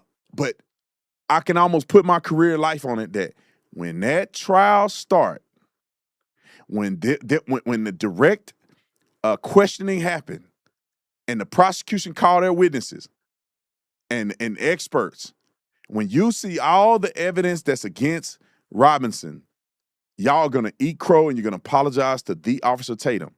And I'm going to set up an email just for you to email me an apology. Because, and a voicemail. We're going to set up a voicemail, right, Grant? We're going to... What we's going to do, we going to set up a voicemail for all of y'all haters. It's going to be the hater line. And we going to set up a voicemail so y'all can come and apologize to me. I'm going to accept apologies once that questioning happens. I swear on my career life. That y'all are going to be apologizing to me via voicemail. What? We going to start a voicemail. I'm going to pay $15 a month and I'm going to be looking at this voicemail and I'm going to be waiting for y'all to call in with apologies. I can't wait to hear that voicemail. It's just going to be a bunch of people telling them to F off. Are you crazy? A voicemail? You're going to open up a voicemail to all the people that don't like you? Are you out of your mind? What are you talking about? What are you talking about? Officer Tatum, friend of the show, man. Anyone that makes me laugh like this is a friend. This is a friend of the show, ladies and gentlemen. Y'all going to be, look at, y'all going to apologize to me. Once this trial starts, I swear on my career life. Notice he didn't want to say life. He said career life, right? Kind of jumbled it up. So he didn't want to swear on his career, didn't want to swear on his life. Made career life. It's not a real word. Let's throw them both in together. There you go. Because he doesn't really want to say anything, you know? Hilarious. I can't wait to get access to this voicemail. Oh, how fun it will be. Hello, Officer Tatum. I'm here just calling you to apologize. I cannot believe that I did not realize. I heard you went to Philadelphia one time and got spit on only once. It must have been such an amazing trip for you to the Middle East. I just want to apologize to Mr. Officer Tatum. I'm here to apologize to Mr. Officer Tatum. You're out of your mind. So out of your mind, it's crazy. Oh my gosh. I setting up a voicemail for y'all. Y'all gonna be apologizing to me once I get all of this started. Y'all have no idea. Y'all have been saying such rude and mean things about me. And all I do is call y'all stupid and ignorant. And y'all are saying mean things back. Y'all gonna apologize. Once y'all see the trial, once y'all see the questioning at the trial, y'all gonna apologize to me. What are you talking about, man? So unhinged. Like, you can't comprehend how unhinged that is. That somebody, he's going to say, start the voice. Can y'all start up a voicemail? And someone is going to go to a service and they're going to click buttons and put their credit card number in. So there's a voicemail so people can apologize. Do you know what degree of delusion that is? That is a worrisome degree of illusion. That is a wellness check degree of illusion that he has, delusion that he has there. That's crazy. I was in Philly one time and they spit on me just one time. It was the most miraculous trip I ever had. It was only one time they spat on me and it was only on my leg. So I thought of it as a form of luck. I became a lucky person after that trip. I put my tongue up against a wall and the wall was so supple and sweet. And then after that, I started making money. I don't know what happened. Now it's not me that make the money. The money come because I own a company that own a company and they pay the company. So I can always say I never been paid by Israel. No matter what, because they pay the company. And then that company owned by a company. Now who owned that company? I don't know who owned that company. Officer Tatum, ladies and gentlemen. Set up a voicemail so you can call in and voice your apology to me, because I'm telling you, after doing law enforcement for the many years I've done and being trained by guys who had hundreds of years of experience total, that I understand how investigations work and I understand how you need to wait until the investigation is done. You need to, because there's so much stuff that people don't know that's existing behind the scenes. And you need to be cognizant of that. Every investigation, I've done it. I've been a part of investigation. The public have no idea that we have all kinds of evidence. We don't prosecute you without crazy amount of. You're an op. You're an op. Thank you for your service. Thank you for your service. This is being done by the Bureau and Utah. Their authorities. We have so much evidence. You're an op. Thank you for clarifying. Finally, you're an op, obviously. What else could you be? You just said we when talking about an investigation. We got so much evidence. Did I say we? I'm so sorry. I did not mean we. I meant something else. Y'all gonna apologize to me. There's so much evidence existing that the public don't know about. You must be cognizant. You must be. You can't look into an investigation and investigate at all until that investigation is done and over with. And that's when you start investigating.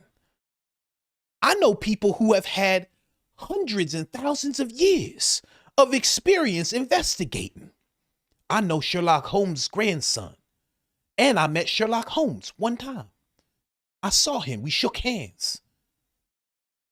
What are you talking about, man? Anyway, let me know the number to that voicemail, boy. Boy, oh boy. Can't wait. Absolutely ridiculous. Can't wait, guys. I can't wait for that to come out. I just want to release this voicemail number for y'all to apologize to me. Let's play, he's gonna do an episode. Let's play some of these voicemail apologies. Beep. F you, Officer Talmud. Next one. F you. That's the next one. You got spit on in the Middle East. Next one. Are you joking? It's gonna be crazy. Oh my gosh. Good friend of the show. What, we got 20 seconds? I mean, come on, let's play. Evidence. I was right in Breonna Taylor case. I was right in 99.9% of these cases. I think Breonna Taylor case, just so you know, 99.9 of these cases. I like that he just goes with that number. Leaves a little bit of room for error, But he started talking about Breonna Taylor in that whole case before the investigation was done. Interesting. In fact, every case that's been a part of like the woke culture wars, he comments on immediately. He doesn't wait for a case. He doesn't wait for a trial. He doesn't wait for hearings. He doesn't wait for anything like that. He just starts talking about it right away. But for some reason, in this case, when it comes to this whole thing, that is unacceptable. That people have been talking about it like he does before the hearing and the trial and all of that happens. Okay. Everyone should wait. Kind of like you've waited. Why hasn't he waited? I don't understand. There's a case.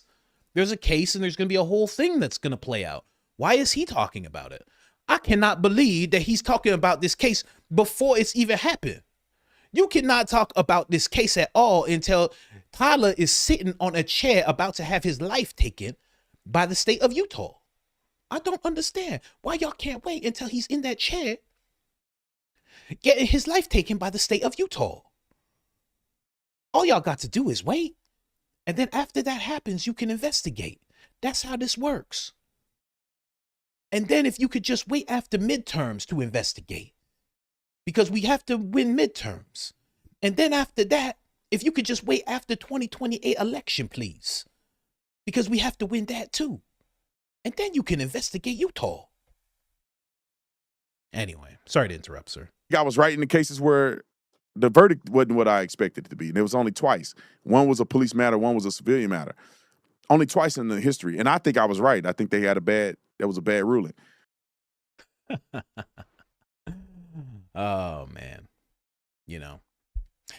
I say Gary's not the smartest friend of the show, but I don't put him below Officer Tatum. That is for damn sure. Gary is Elon Musk compared to Officer Tatum. Anyway, that's the clip, Lance. He's absolutely ridiculous. Anyway, let's keep going here, guys. 7,000 in the chat. Gotta interrupt quickly. I know black, nunca, nunca, I know black, nunca, nunca, no black, nunca, nunca, I know black, papi. Anyway, let's keep going here.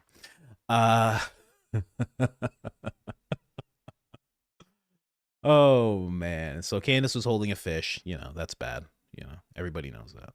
Everybody knows it's super bad to hold a fish after your friend passes away. It's better for you to take over your friend's company and sell hats and brag about how many hats and how much merch you've sold. Meanwhile, you're not actually sending people the hats. That's fine. Oh, man. No, I was. Oh, I think did Lance. I think you did send me the timestamps on Baron's new plane. I didn't actually get to it. I didn't get to it. I have a real organizational problem, guys. I really need people to help me with organization. Like I just have none. I'm a creative. Okay, I'm a creative.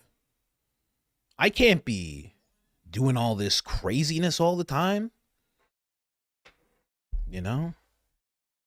I always tell you guys, my goal is to be in venues that have 5,000, 1,000 people, and I'm doing stand-up comedy. That is my goal. I don't want to be Columbo. That's what I want. I want to be hitting the road. As long as I can bring my wife and my kids. That's what I want to do. I'm so good now. Yeah, thank you.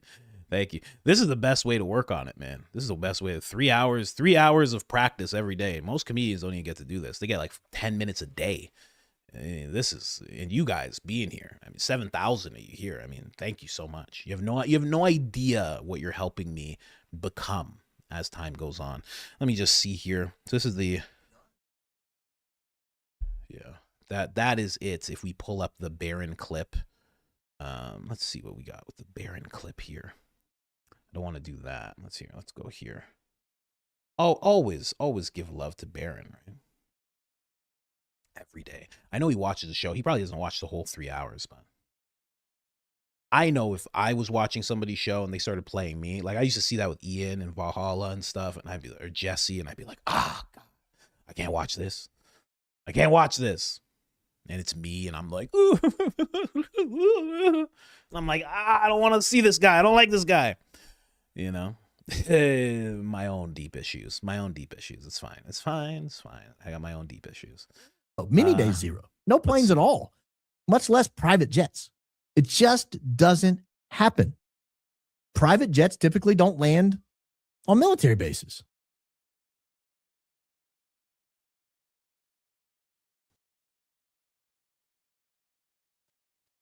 But the context is nobody knew about Fort Huachuca at the time. Nobody knew about this plane at the time. They had seen the planes we were tracking. They knew all the planes we were looking at. Nobody was looking at this plane. Nobody saw this plane.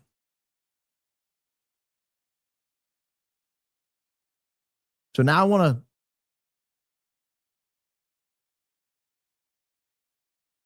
to show you real quickly. Do you guys remember the flight that nobody could make sense of? It was a plane called N1098L. It went by the handle Axle 10. You guys remember this flight? This is N1098. It's over here on the left if you can see it, next to the dadgum ad you can't get rid of. N1098L went by Axle 10. This is a military airplane. And on the day Charlie Kirk was taken out, it flew by Provo twice. At this moment in time right here, it is over Utah Lake, right next to Utah Valley University, where Charlie Kirk was speaking. And it was flying 114 knots. And it was just above the lake, like minimum height above the lake. Now, this says 5,000 feet, but keep in mind it's 5,000 feet in the air over here. The elevation's already 5,000 feet. So it's like 100 feet off the deck. And it flies a super low approach at a very, very low speed. And as a matter of fact, it did it twice that day. This is one time it did it. But it actually did it, hold on, another time this day. I'll just go to the next one. That was before the Charlie Kirk takedown. This was after the Charlie Kirk takedown. Very similar flight pattern, very similar speed, very similar height. This time it was doing 123 knots, and it's at 4,900 feet. It's 200 feet lower than it was last time. And it raised all kinds of suspicions. There was all kinds of speculation because this This plane can be outfitted with drones. It can be outfitted with sensitive detection equipment. This is a very high-tech military aircraft. And it flies by just before, a couple hours, 3 hours maybe before the Charlie Kirk takedown. And it flies by again just after. What's the time on this? 1848 minus 6. Yeah, 12:48 p.m. local time. So 25 minutes after, it does it again. Comes in super low.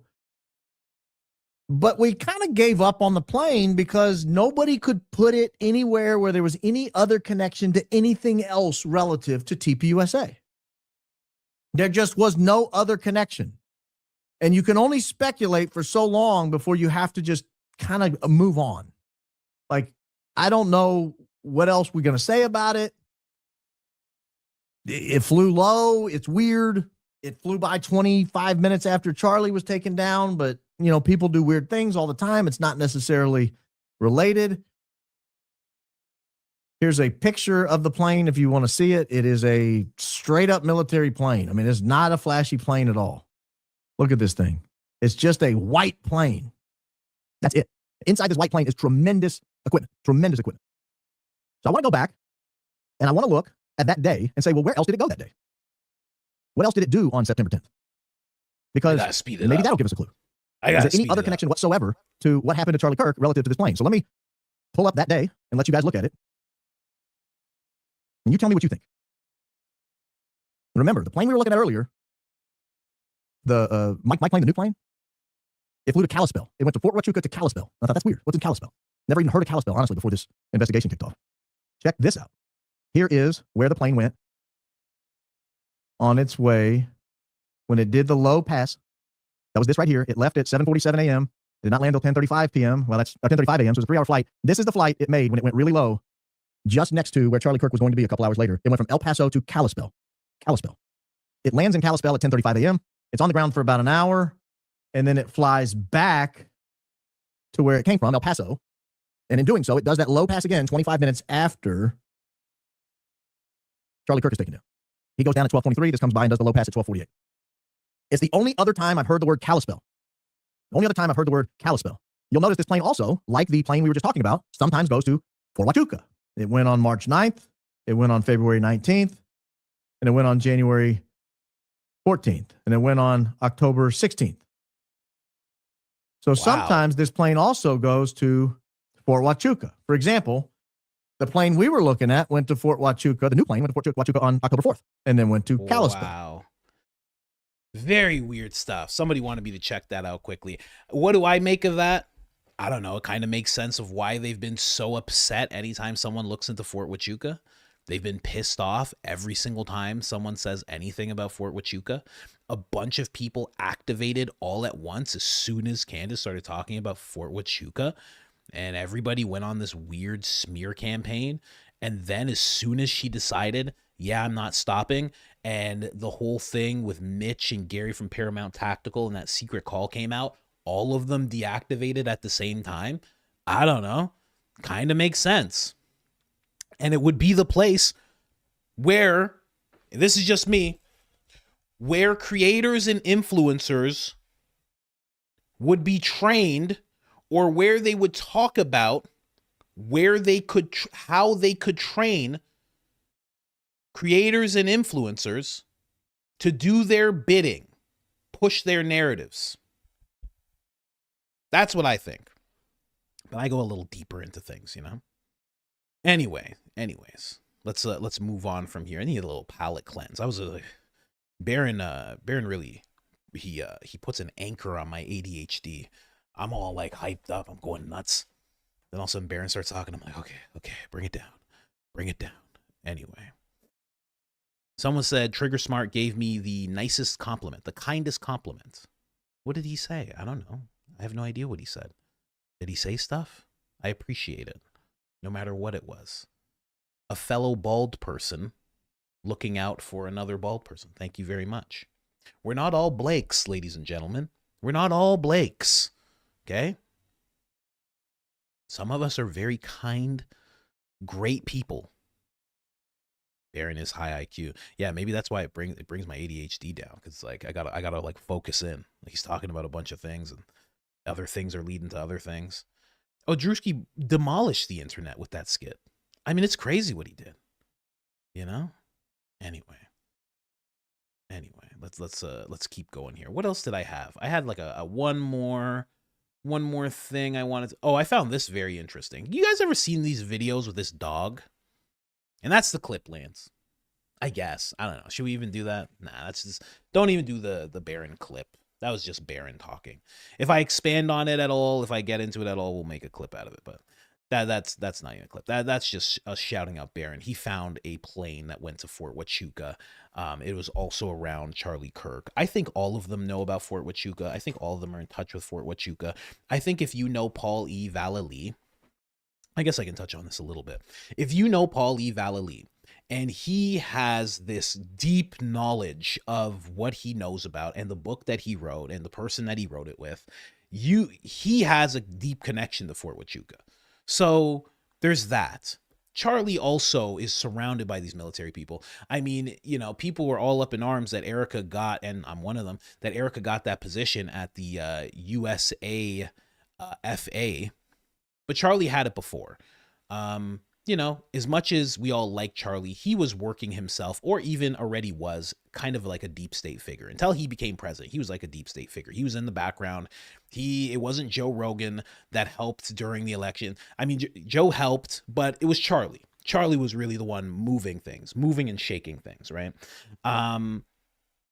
So to act like none of these guys have a connection, while Jack Pasopic's like, oh, I trained over there. It's like, come on, man. Obviously, there's a connection there. But anyway, you ever seen this dog, this weird dog video that this guy does? And that was about, I think I had it. It was like 33 minutes before he was killed. Exactly 33 minutes before he was killed. Not a minute over, not a minute under. It's always 33. Erica Kirk, the key to everything unlocked, and the secrets of the number 33.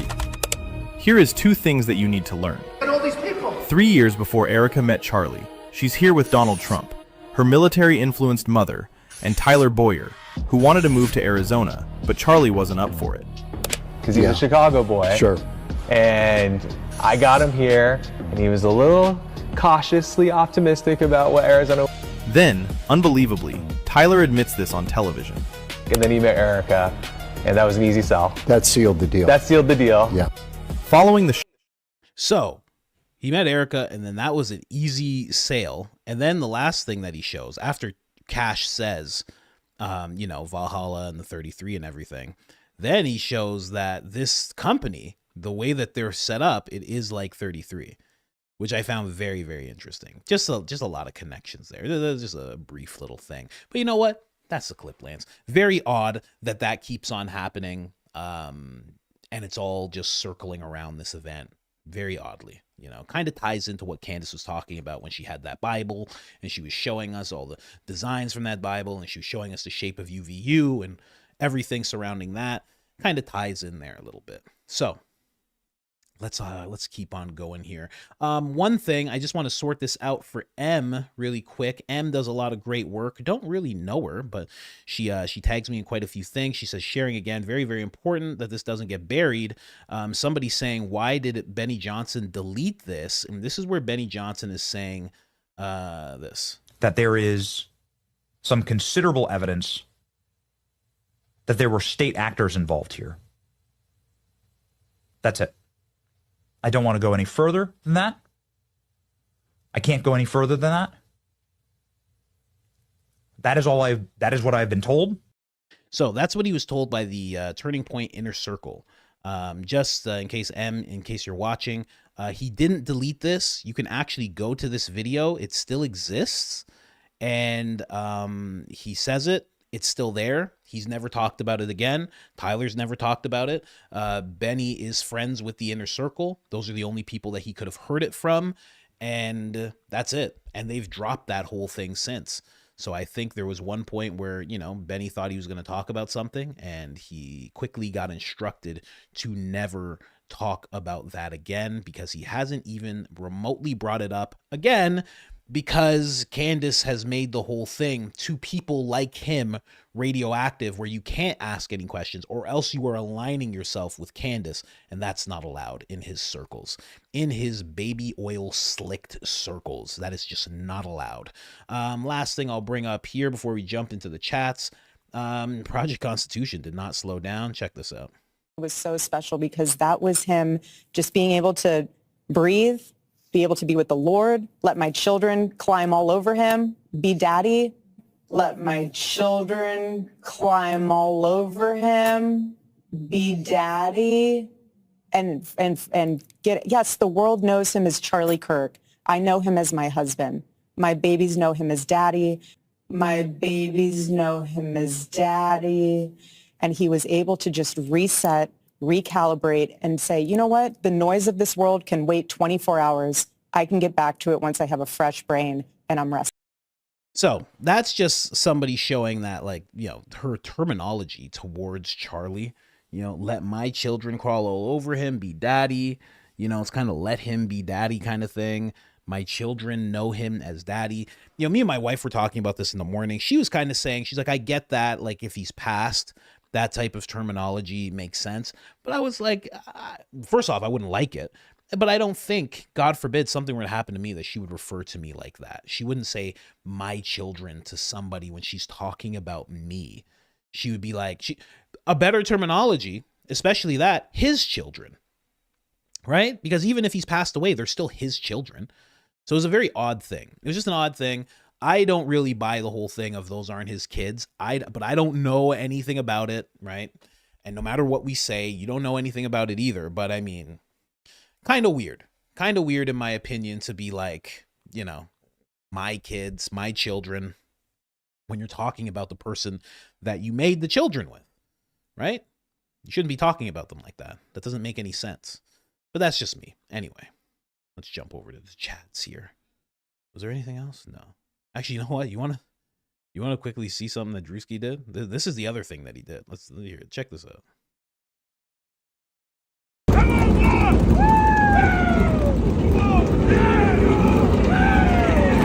Here's the love.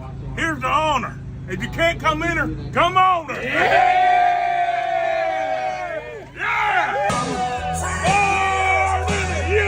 Hey, Suanna. She's not listening. Hey, come up. You need to listen to your nana. Go ahead, baby. 6 o'clock. Girl, you crazy now.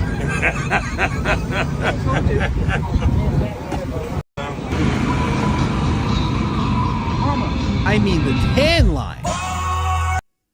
I mean, the attention to detail that he had talking to these people.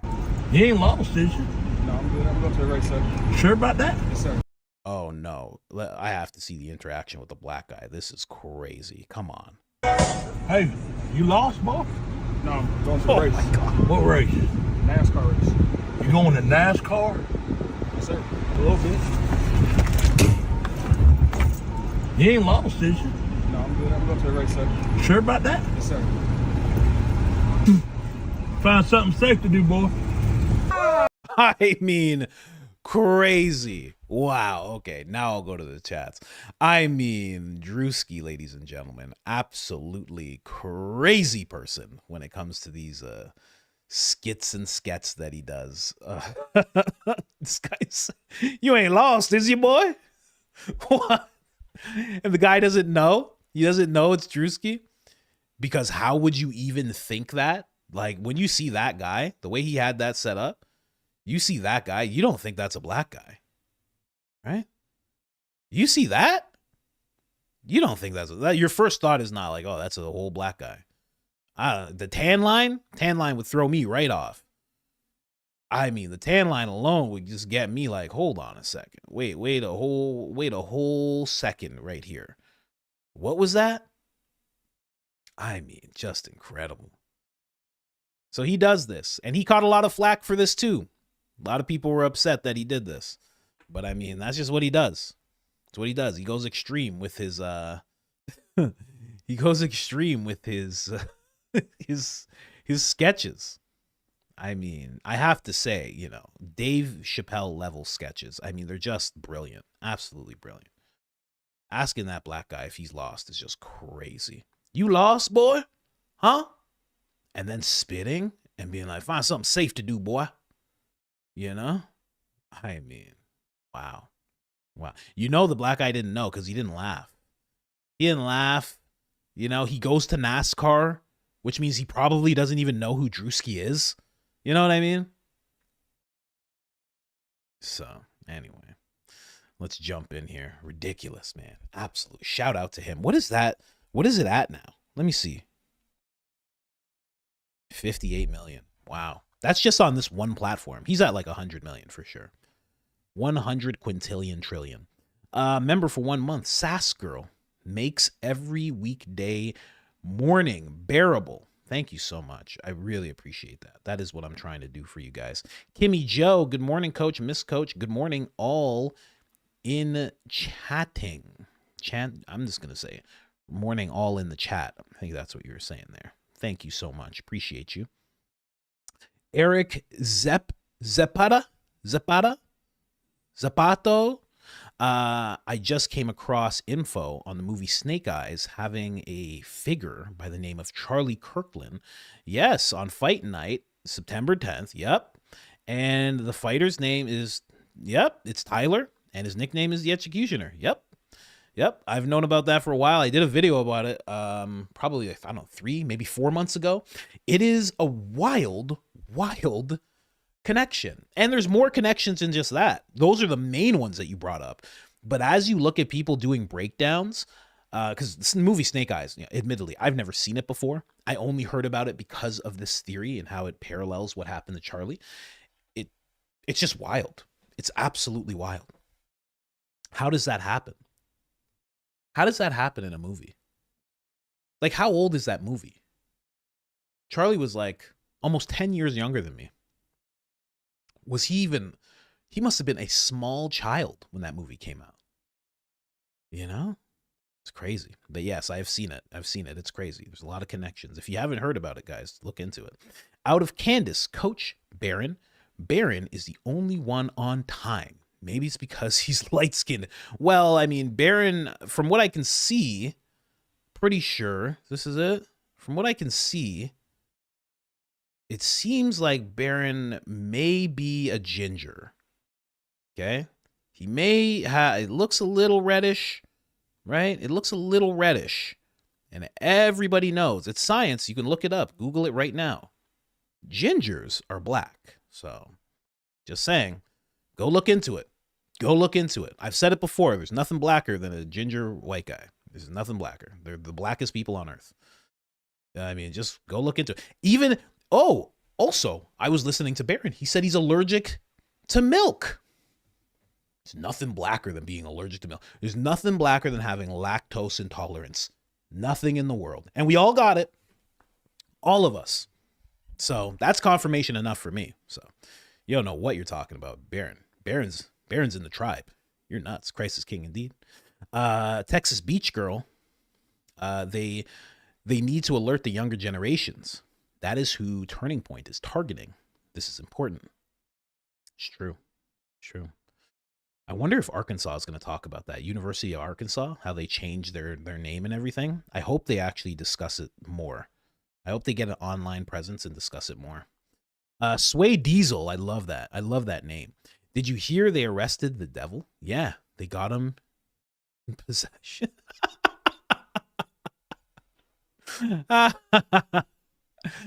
Sway Diesel, ladies and gentlemen. He'll be here all week. That's hilarious. That is exactly like a joke that my wife's dad would tell my father-in-law. That's exactly the type of joke he would tell. Oh yeah, for sure. They got him on possession. Texas Beach Girl. Oh, I keep forgetting. It's Port Arkansas, Texas. Arkansas, Texas. Oh, is that what you're talking about with what beach? Because I was asking you what beach you're at last time. You kept forgetting. That's pretty cool. Okay. Tony Tony Steve Baker on Viva. I have no idea how to say that last name, but I know who you're talking about. Last night, setting up Kent has huge receipts. Interesting. I would love to see that. That Viva guy, he's like here and there. Some things he has really hits. Some things not so much. It's hard to tell where he's at, and that's a good thing sometimes. Hard to tell where a person's gonna fall on certain subjects. That's actually a good thing. So I'll check it out. I'll definitely check it out. Boise Jet Guy, I sent you a perfect meme of EK visit to Arkansas. Replied to your Erica hug impression post. Did you? I'll check it out. Because I can't pull it up right now. Thank you for sending me the perfect meme. I'll show it tomorrow. If it truly is perfect, I will show it tomorrow, first thing in the morning. Jayberg Coach. Okay, I can just call you Jayberg. Thank you so much. Because I don't know what to do with all that. Jeversburg. I'll just call you Jayberg. You're right. Love the show, but you gotta be careful. These dastardly D's could get you in trouble. Blake in full sparkles on video. The decisively and fools have viewers believe a total hoax. Sorry, I love your Tatum impression. Dastardly deeds could get you in trouble. The decisively and fools have viewers believe it's a total hoax. Oh, thank you so much. Friend of the show, Officer Tatum. Friend of the show.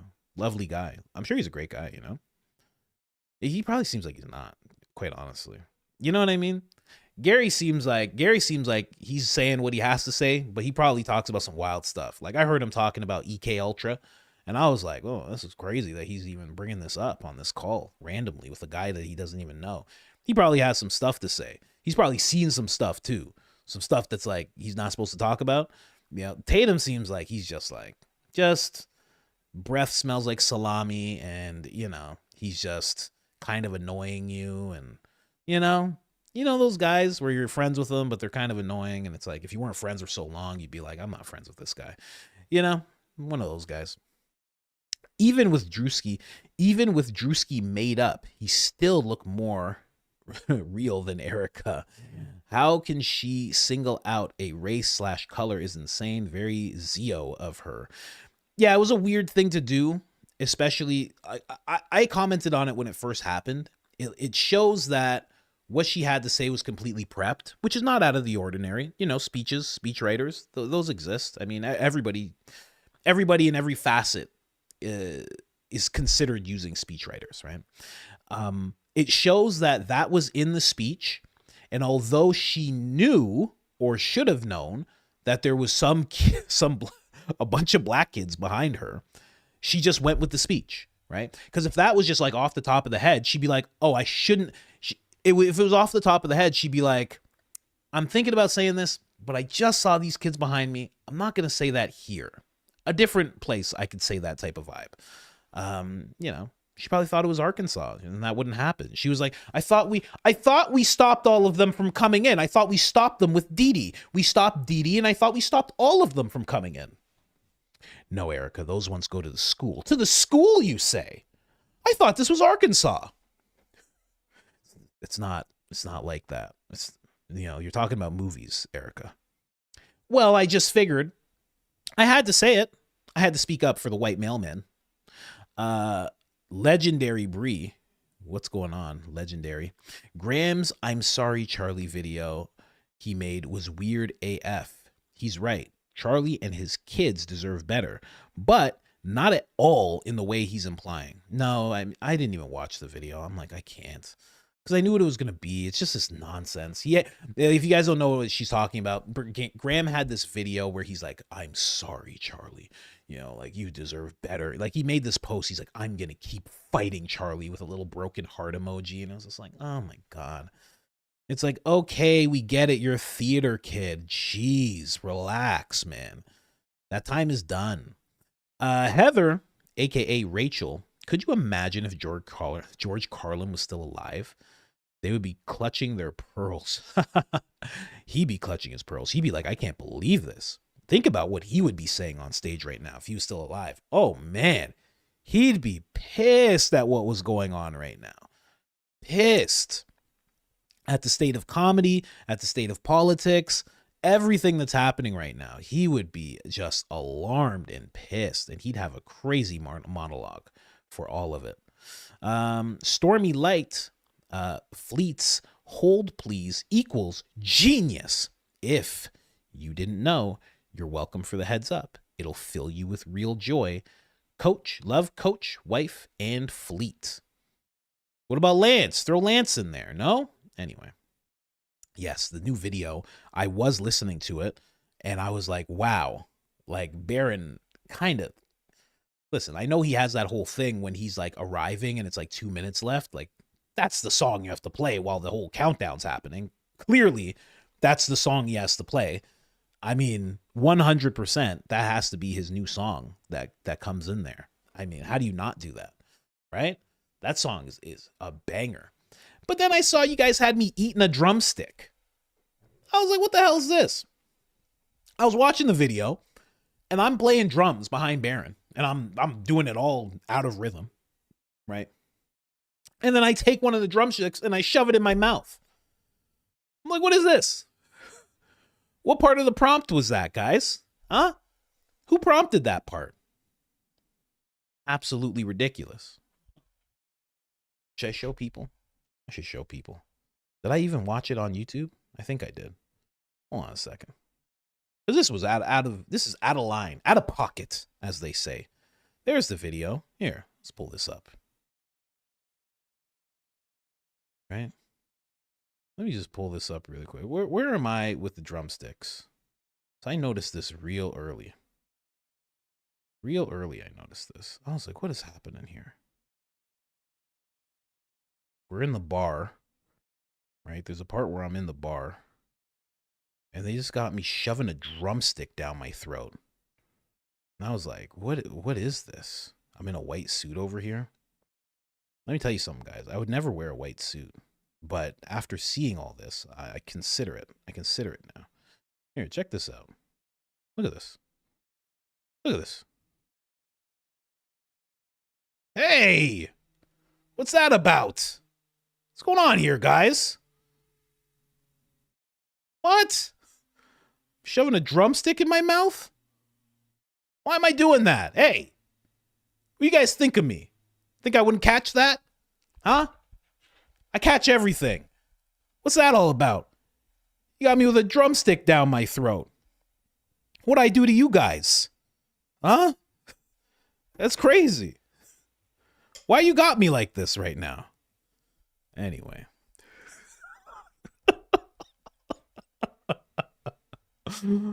Oh my gosh. Jeez, guys. That is Baron Coleman, Hold Please. That is available on Fleet's YouTube channel, ladies and gentlemen. That is a new music video. There you go. There you go. Amazing. And it seems like, from what I've watched of Baron, like you guys are taking his tweets and you're making them into it's making it into a song like you did with Ian's, which is a genius idea. That's such a good idea. I've seen people do that on Instagram, and they kind of do it like it's, I don't know. I've seen them do it, but it's nothing like the way you guys do it. It's crazy. Absolutely crazy.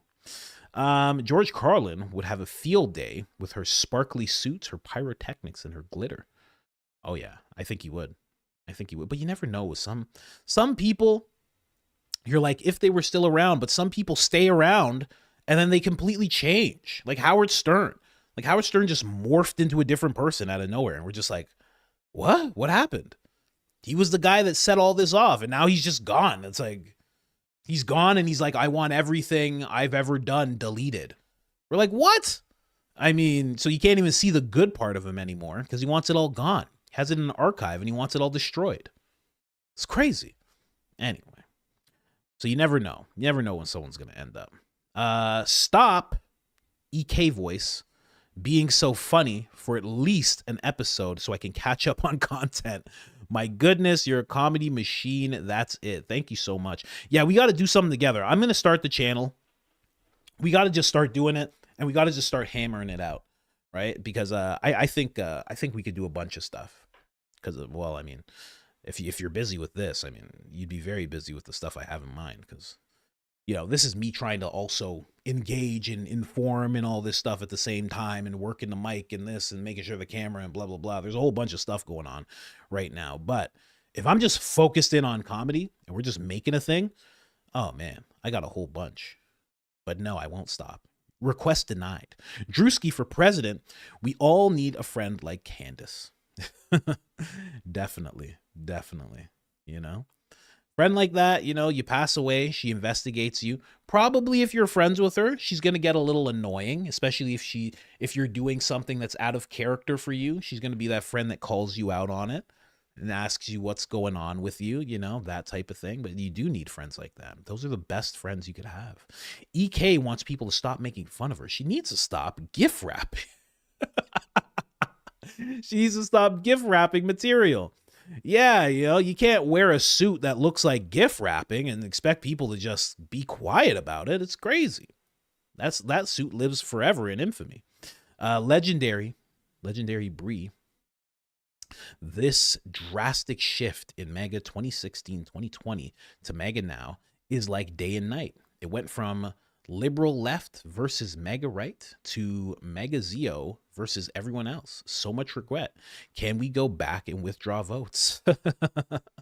You can't. You cannot go back and withdraw anything, you know? Unless you're in California, they'll probably let you do it there. We need to educate everyone about entrance holes. Oh, I took that a different way when you first said that. Okay, yeah, I know what you mean. In regards to Charlie, because it doesn't look like an entrance hole, it looks like an exit. Yeah, I know what you mean. Coley moly? It has to be Coley moly, like holy moly. Okay. I wonder if some of this drama is to keep Candace from finishing the EK series. I wonder, or if she's just not finishing it. I don't know. I have no idea. Because that would mean, if they were trying to do that, that would mean someone in Candace's camp is like leaking information. I don't know if that's happening. I doubt it. But maybe they just haven't wrapped it up. Maybe they don't have that. Or maybe they're just like, listen, we can wrap this up anytime we want. So I don't know. But I think it's more their own doing than them just being too distracted by people like making things up. Erika Kirk questioning Candace about Joe Kent made her look more sus. Yeah, right? That's what I mean. That's why that part really stood out to me. I don't know how that didn't get more focus from people. EK, I know wrinkle mommy. I know wrinkle mommy. Proud Louisiane. Louisiane? I'm calling you proud Louisiana. Have you seen Fleet this morning? Hold please. Yes, I have. Definitely. I have seen it. Top. Don't trust anyone with that. Come on, man. Come on. Can't use that box anymore. They're onto the box. Just use eyebrows. If you have eyebrows as an emoji, use eyebrows. There's an old lore video about Scary Larry. It's called LL Dirty Bloomers. Very enlightening. YouTube won't let me super chat LL full name. Yeah. You shouldn't do that. Leave it to LL. It's fine. Or Jigsaw. Fleet Coach. LOL. I made that song for you. That is the song with the stream waiting trailer that you have yet to use. No. What song? Hold please? No. Is it? Why? Is it the same song? No. I don't even know. I know you sent me a file, but I didn't hear any song on it. Unless there was a song on it and I didn't know. I have no idea. I get wrapped up, man. Because as soon as I'm out of here, I'm like, I got to go be a dad. Because, you know, I love being with my kid. And I got to be a husband because the wife needs me to pick things up because she's too pregnant to do it. And then the next thing you know, I'm prepping for the next show. Maybe we got to go grocery shopping. I got to go because I got to lift the groceries. I don't want her lifting anything too heavy. And then the next thing you know, I'm back home and I'm trying to prep the show. And I'm prepping the show while the baby is like trying to give me stuff and make me do things. And then I got to work out. So the next thing you know, it's like nighttime and I'm trying to get to bed, and it's just like that every day. I need more delegation. I need more help, I think. I need like a real assistant, you know? Lisa, none of us can never assume we know what Candace knows. I can't imagine the information she's sitting on. Just imagine her inbox, the Candace files. Yeah, that's true. That's true. We have no idea what she has access to. We have no idea who her leaks are, who her sources are. We have no idea. Hit that like button. David J. with the absolutely incredible advice right now, guys. Hit that like button, please, and thank you. It helps the channel tremendously. And I really don't understand. How are there 6,500 people watching? And when I just ask you, please hit the like button, everyone does it. I always do it. Whenever I'm watching a video, like you saw, I watched Fleet's video. I'm like, oh, I just like it. Like I just do it instantly. Why don't people just do it? It's very weird to me. I've never understood that. Only because I do it so effortlessly. I always like people's videos. Even before I made videos, I was like, oh, you better like it, because like, why not? It's like a thing that I'm watching. I don't know. I like videos before I even start watching them. Sometimes I'm watching somebody who I don't like, and I like their tweet or video because it's like, oh, I'm engaged with this thing, so I just like it. You know, maybe I'm an NPC that way. I don't know. I just feel like people should like stuff. You know, that's my TED talk on likes. Remember, for a month, Glenn trying to squeeze his head like a zit until it pops and still no tears. Yeah, he was trying to squeeze the tears out. That's exactly what he was trying to do. Legendary Bree, honorable good Christian preachers would simply say they are praying for those who are misguided and hope they find the truth, not name call. Of course, but ops, people who are ops, who have training behind the scenes, alternative agendas, they're going to do something a little different, you know? You never see regular pastors and priests act like this. It's only the ones that are, connected to organizations that have political leanings. It's always that way. Heather, once again, Barron is fighting hard for Andrew. Last night was his finale plea, I feel, like a parent saying, this is your last chance. Maybe Barron has some info on him. Maybe that's what it is. Maybe Barron has some info like Candace does. And he's just like, man, you need to pull out of this whole thing. Yeah, that's interesting. Thanks for making it entertaining. Blessing to the truth seekers. Thank you so much. Appreciate you. What is that? Gary Rodriguez? I'm guessing. One might think if the speeding to the hospital with the vehicle door open is true, the cop dispatching would have mentioned it. I think they did. I think there was, I don't know if I saw it on Barron or if I saw it on X, but there was a dispatch with somebody saying that they saw a car with the door open. I think, I'm pretty sure I saw that. I'm pretty sure. Not 100% sure, but I'm pretty sure that I saw that. So, yeah, check that out if you, yeah, check that out on X. Just say dispatch, Charlie Kirk dispatch car door open, and you should find something if it exists on there. If not, I think Barron did play it. I'm pretty sure Barron talked about that at length. Alex Z. I saw this name before. Oh, in the Discord. Imagine dropping your mints just to try to save Charlie. Jesus, bro. Save the mints first. Get your priorities straight. Also, can I get a I know Black Poppy? Burr. Thank you so much, Alex. Or Alex Z. Andrea. Alex Z. Andrea. Yeah, it's weird. Mints everywhere. One gaw. Way more mints than we saw gauze. Isn't that weird? Or packages for gauze, I should say. Heather sends out a membership. Appreciate you, Heather. Rachel sends out a membership. Appreciate you, Rachel. Julie loves Yoda. I so dislike hypocrites. I prefer jerks who own it. Why was Charlie flying that kind of plane with nonprofits? We the people. Amen. That is true. But that's the nature of this whole thing, man. That's how they do it. Whether it's constituents or it's donators, that's how they do it. And they just justify it. You remember the whole thing with Bernie Sanders? He was like, oh, listen. Well, you have to go to as many places as I go. The only way to do it, you're not going to catch me in an economy. I can't go commercial. That's the only way. The only way I could do this is by flying around private. What do you do? It's like, yeah, but you took all the money people donated you, and you're going on private planes.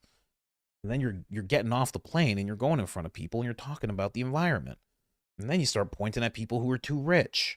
And then you get back on a private plane, you know? Like, it's kind of weird, right? They don't get it. They don't get it. You can say somebody probably told Charlie to do it, but it's like, I don't know. Even Candace said he was very frugal at the beginning. And it probably eventually it gets to you. Eventually, you know, your donors get serious and they're like, hey, take a private plane. Maybe, or maybe he just wanted it, you know? The money's there. I don't know. But you're right. If AK wasn't live, wouldn't there have not been a chat on the playback? Also, could you make a collection for your occult content? Love your show. I should do that. I should make a playlist for that. If I can find it. I mean, it's hard. I have so many things to do, but you're right. That is something I should do. I should make a playlist of just the occult, UFO, weird stuff that I do. Yeah. Would there be a chat? You can also, here's the thing, even when you're live, you can request that the live playback chat is not there. So there's that. So yeah, if you find that interview, which I tried to find last night, but couldn't for some reason. I could not find that interview anywhere. I searched Nick Shirley Turning Point. I didn't find anything. I searched Andrew Colvett, Nick Shirley, Andrew Colvett. I didn't find anything for some reason. I wonder if that, I didn't even think of it when I was looking for it. I'm like, I wonder if that means they deleted it. Huh. Interesting. Should check that out. But yeah, there should be a chat, but you can request for the chat to be gone. And I'll work on that playlist for you. May J, hear me out. Hear me out. Okay, let's hear her out. Yeah. Hear me out. Brian with the mints in his pocket in the car. There are mints all over the floor of the car. How? What was in his pocket that he needed to pull out and drop mints everywhere? Just saying, that's true because the mints are the most important thing to Brian. So if Brian doesn't get the mints, you know, if something is more important than mints in Brian's life, I mean, I have not seen it yet. You're right. What could be more important to Brian than mints? That's something to look into. Someone asked Baron to chase that down for us. Nurse CJ, welcome to the crew. I thought you were in the crew already. Who do we have here? Mikey Riley. I think little Mikey Rubin with his soulless eyes is Druski's handler. Oh, Mike Rubin. Fantix Fest seems like a good way to rush hour traffic. Also took over all white parties. Who took over the all white party? I know Mike Rubin has always hosted the all white parties. For those of you that don't know what we're talking about, Mike Rubin is this very rich guy, little guy, and rappers who are like taking off, they'll go to these all white parties and they are pictured in the weirdest positions. Like there's one where this rapper, his name's Little Baby, and Mike Rubin has him from behind and almost like bent over, like, and he's like grabbing him, and the Little Baby's like, ah. And there's like just a bunch of weird pictures like that. Rubin was actually asked about it, and he was like, I'm just a huggy guy. Like, I just like to hug people. But also there was a rapper, I think it was Meek Mills. He was at, I think he was at one of those parties, and he lost a tennis match, and they made him do bunny hops all around the tennis court. Like, you know, bunny hops. They made him hop around like a bunny. And the billionaire dude is like yelling at him, like, hop, come on, keep going, come on. It's weird stuff, man. Weird stuff. Those guys get dipped in baby oil, you know? But yeah, it's possible. Did Druski go to one of those parties? I bet he did. Yeah. Or he stayed away. I don't know. One of the two. obviously. Legendary. Hey, Gary. That was 50 days later, not 15. Wow. I didn't even book that. Wow. Perfect. More to the Gary lore. Another Gary, a better Gary. Maybe you're Jerry. Rodriguez. Hey, everyone. X out of chat. Hit like, come back into chat, then get the numbers up. Well, I mean, yeah, you can. I don't even think you have to leave the chat. I'm looking at the likes right now. You can just be in the chat and then you can just go down. I think. I don't know. But thank you for the advice for everybody. Heed that advice, ladies and gentlemen. Boise Jet Boy, Joe Kent was blocked from investigating in late October. EK and CO met in December 15th, 2025, 10 days before Christmas.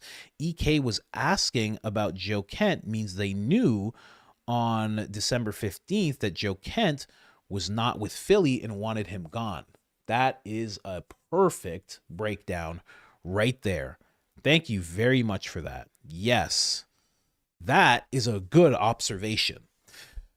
So they realized that he was against what was going on or what was about to go. Oh man, you know what? You're right, because I forget when it was. This happened in 2025.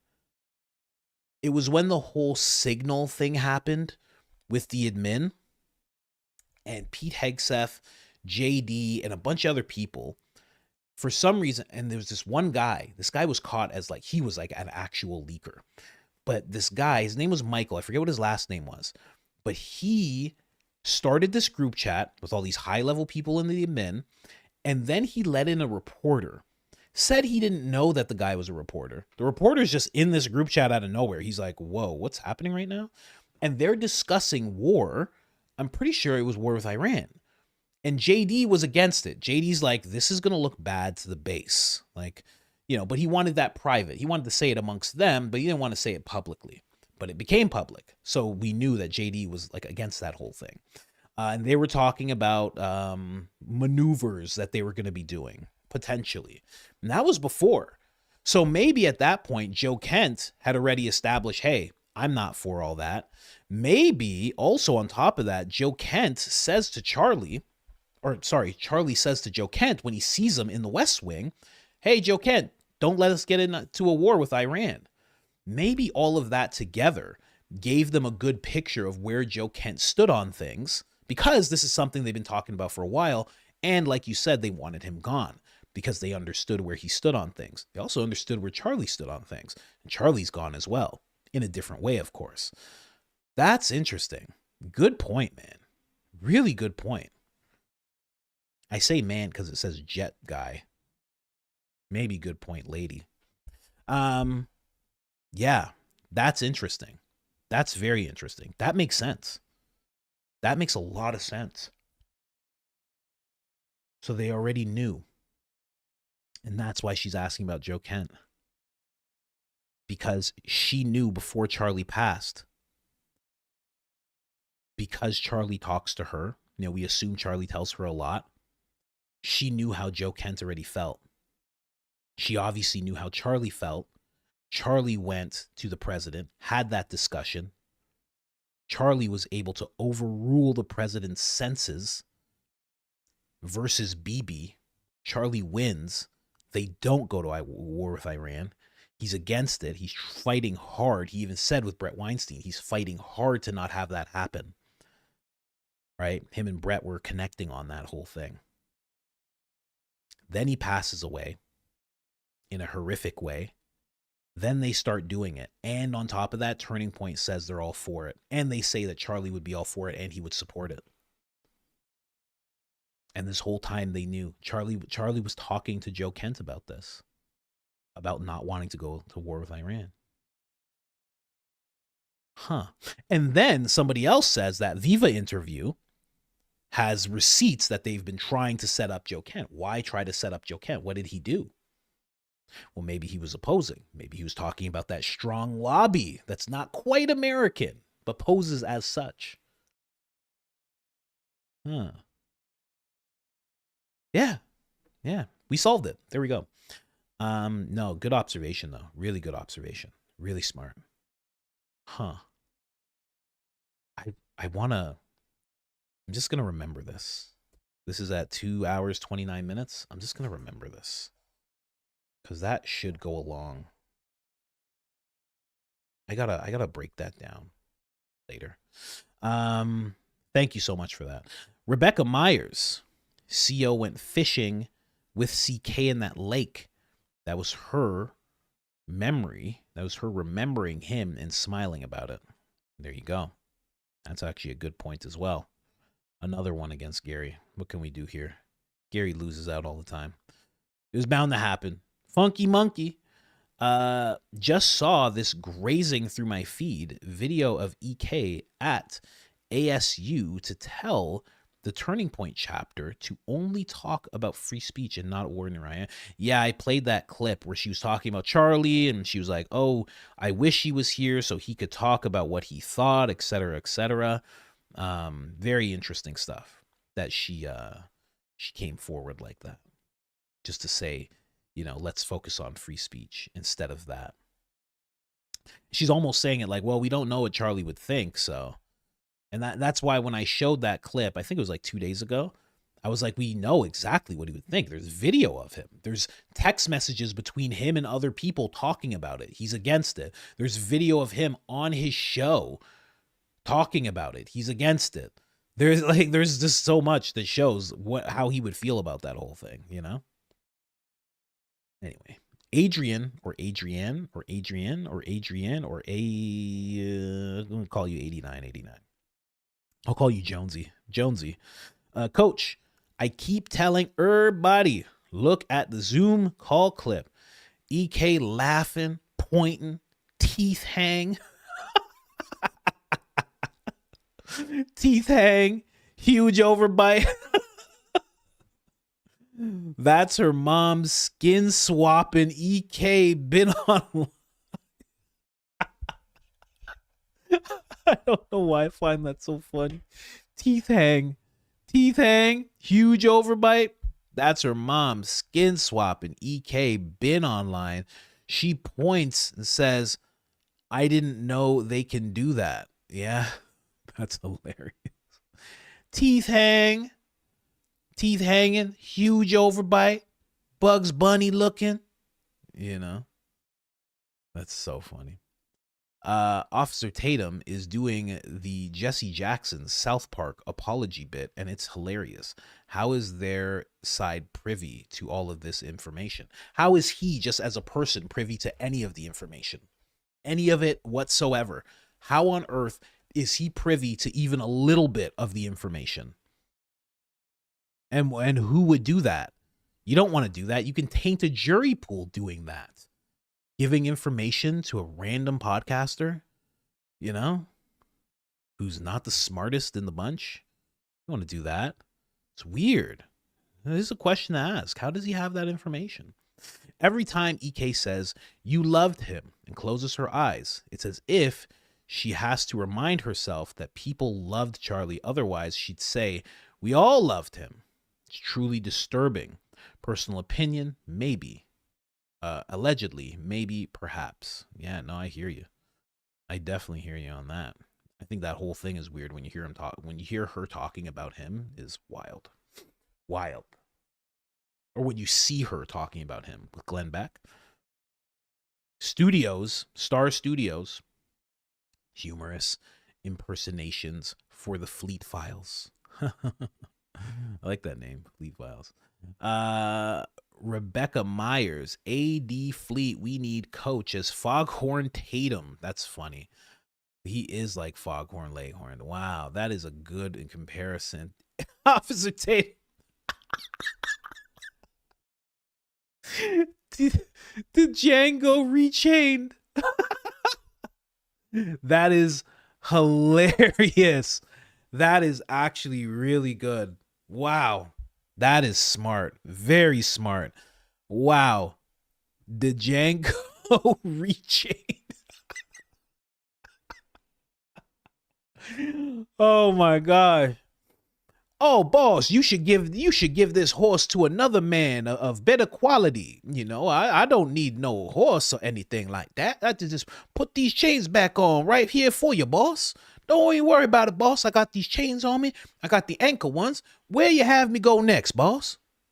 Okay, what's next? I sit in front of here and I what's the word? Cognizant?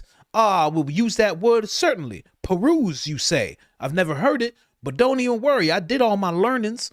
Oh, okay. Now, what shall I say? Erica Kirk, she's a good one? Oh, fine young white lady. Oh, yes, of course. And who is it? Candace? Oh, goodness. Oh, she's uppity, yes? Oh, she seemed very uppity, boss. I'll handle it right now. Turn on that dang fangled camera. Just kidding.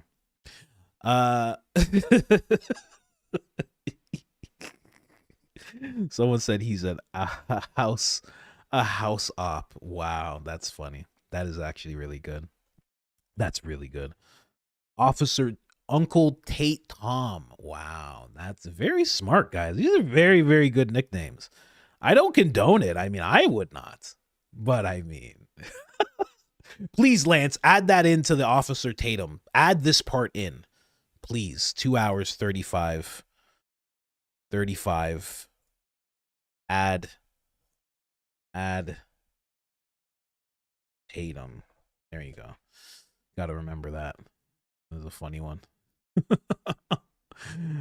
The next one. Cognizant. Wait to investigate while we's obfuscate. Obfuscate. Obfuscate. Oh my gosh, man. You guys. Rebecca Myers, 72, watching coach as Officer Tatum in 2 speed to catch up. Oh my gosh. That must sound ridiculous. That must sound absolutely ridiculous. Lori, if we're given a choice between apologizing to Officer Tantrum and running a 5K on top of Lego barefoot, how many days a week would you train? Yeah, I think I got enough training. I got a kid, so I'm good. I'm ready to go. Yeah, no, give me that voicemail number. I can't wait till that voicemail number comes out. You should team up with Druski to fulfill your dream. You can be Mikey. With Druski, I don't even know. It'd be cool. It'd be really cool. I mean, I have no idea who that guy is. Yeah, I have to start getting on stage more. And then I'll be known more in the comedy world. Right now, it's weird. I'm like a little bit known in the comedy world and then a little bit more known in like the political weird world, you know? Tatum isn't Christian. He supports the ops and he called himself Charlie's best friend, plus 7,000. Cha-ching! I said I was Charlie's best friend. Can I get a ching-ching, boss? Boss, do I get a 7,000 ching-ching? Boss? I just wondering, I said I was his best friend. Can I get a ching-ching, please? Star Studio, continually improve your sources of information. Yeah. Yes. Thank you. Oh. Whoa, everything just went away. Everything just, got to go back up. Oh, bunch rolled in. My bad, got to go back up. First come, first serve. Where are we at? There we are. Okay, perfect. Thank you so much, Star Studio. Let's go here. All right. Promoting Baron Sabi, Ian, Candace. Who's this? TC. Who's TC?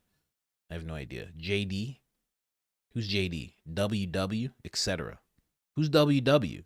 Who's JD? Who's TC? Someone tell me who TC is. I have no idea who those people are. Tap dancing Tatum. The names you guys come up with are amazing. I know Blake Poppy. I know Blake nunca. No Blake nunca. No Blake nunca. I have integrity. Let's keep going here. Steph 007. Druski cracks me up. Reminded me of White Chicks. Yeah, that's exactly what it was like. Also, day 3 of asking for the Mint Daddy registry so we can have a Mint Daddy baby shower. We love you and Mint Mama. Mint Mama. That's funny. I saw her looking up ways to do it. I saw her looking it up the other day. I think last night she was looking up something. Is that true about redheads? It certainly is. Look it up. Look it up. There's a whole movement of redheads realizing that they're black. Oh, Trigger Smart is the TC. Is that what it is? I don't know. TS would be Trigger Smart. Oh, Tucker Carlson. That makes sense. Okay. Is that true about redheads? It most certainly is. Look it up. There's a whole movement of redheads that are realizing that they're black, and it's all starting to make sense to them, you know? All of it's starting to make sense. Tootie, welcome to the crew. Appreciate the chat for being kind and correcting me earlier. Great community. Great communities allow for owned misspeaks. Mr. I believe, Rodriguez. Thanks for being kind, guys. That's good. Thank you so much. Unless we need to be something else, you know? But, I mean, you guys made the right decision, I think. Jerry seems pretty good. Jerry or Gary, I'm not sure how to say it. Walking around listening to the coach sing, Nunca, nunca, no black, nunca, nunca, Hazel the baddie. Let me see here. Michael Eddy. I slowed the Charlie Kirk video down from behind. X by the people 63. Tell me what you think. Well, I mean, did you tag me in it on X? Is that what you're saying? Yeah, tag me in it. I'll see what I didn't see the drumstick before I finished. That is ridiculous. How dare you? How dare you? Look at that. Why is it so deep? It's like 5 inches in. Come on. What is that? Giving people ideas. Minda Fire Salts. Imagine Fleet doing that scene from The Lion King with Erica as Scar, Charlie as Mufasa, and Candace as Simba. That's funny. That's actually a funny idea. That is Savannah, the sparklers, home. Savannah, pyrotechnics, home. You know? Anyway, let's keep going. The Rileys, sorry. Hi, Coach. Speaking of hair tone, please watch Tim Minchin, Prejudice. Yes, woohoo. I've never heard that name, but Tim Minchin? Maybe, I don't know. What is that? Why do you want me to watch that? Is it a movie? Is it a song? Talk about stereotypes with the drumsticks. That's crazy. I don't. It's not even that type of stereotype. It's a different type of stereotype. You know, like you're trying to throw me in the rainbow clique with that drumstick. You know, Moira digging all the music y'all coming out with. Lance and Fleet usually is on repeat. There's another channel making Charlie Kirk music and came out with a Baron one. Y'all's music is top tier. Coach broadened my YouTube creators. Thank you so much. Appreciate that. Yeah, check them out. They are now entrepreneurs. You see what I mean when I say like what things can turn into? It's like, I don't know. Before I started going live, this didn't exist. Like this wasn't going on really. There was like one thing, and then the Fleet's making a bunch of things, and then her and Lance get together, and now they're making music, and now there's some kind of record label, and you know what I mean? Like it's growing some so crazy.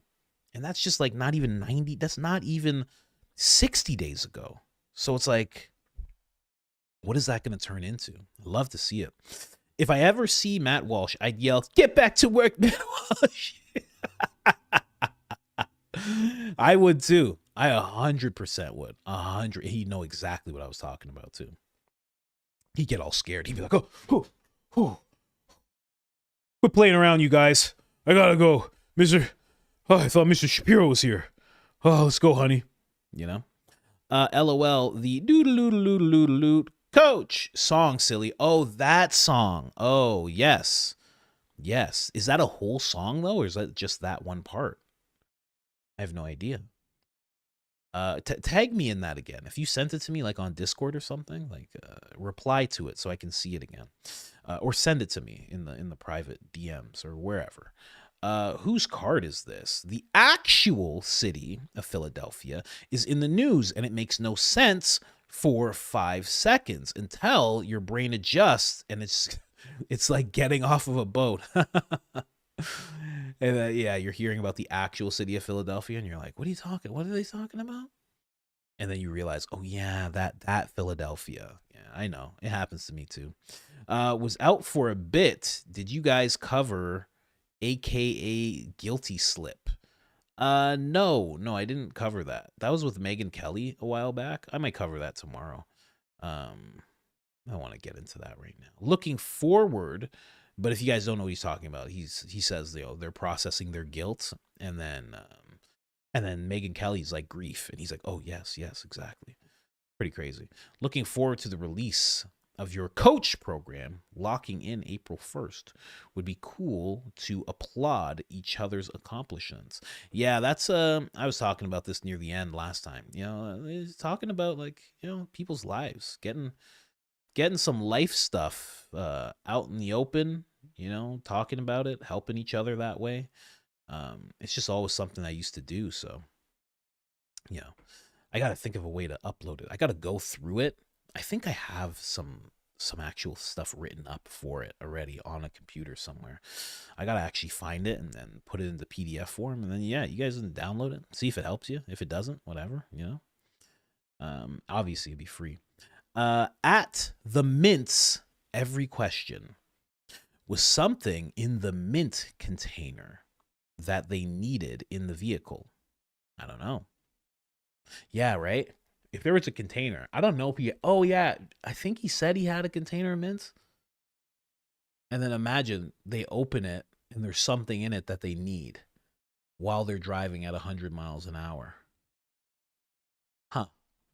I don't know that to be true, but it's just a little thought process there. Right? Spade Coffin 1. Tatum and Mangina are ops for sure.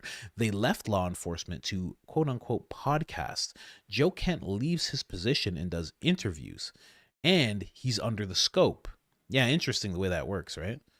They're like, oh man, look at all this stuff this guy's doing. It's like, bro, you just left the FBI days ago.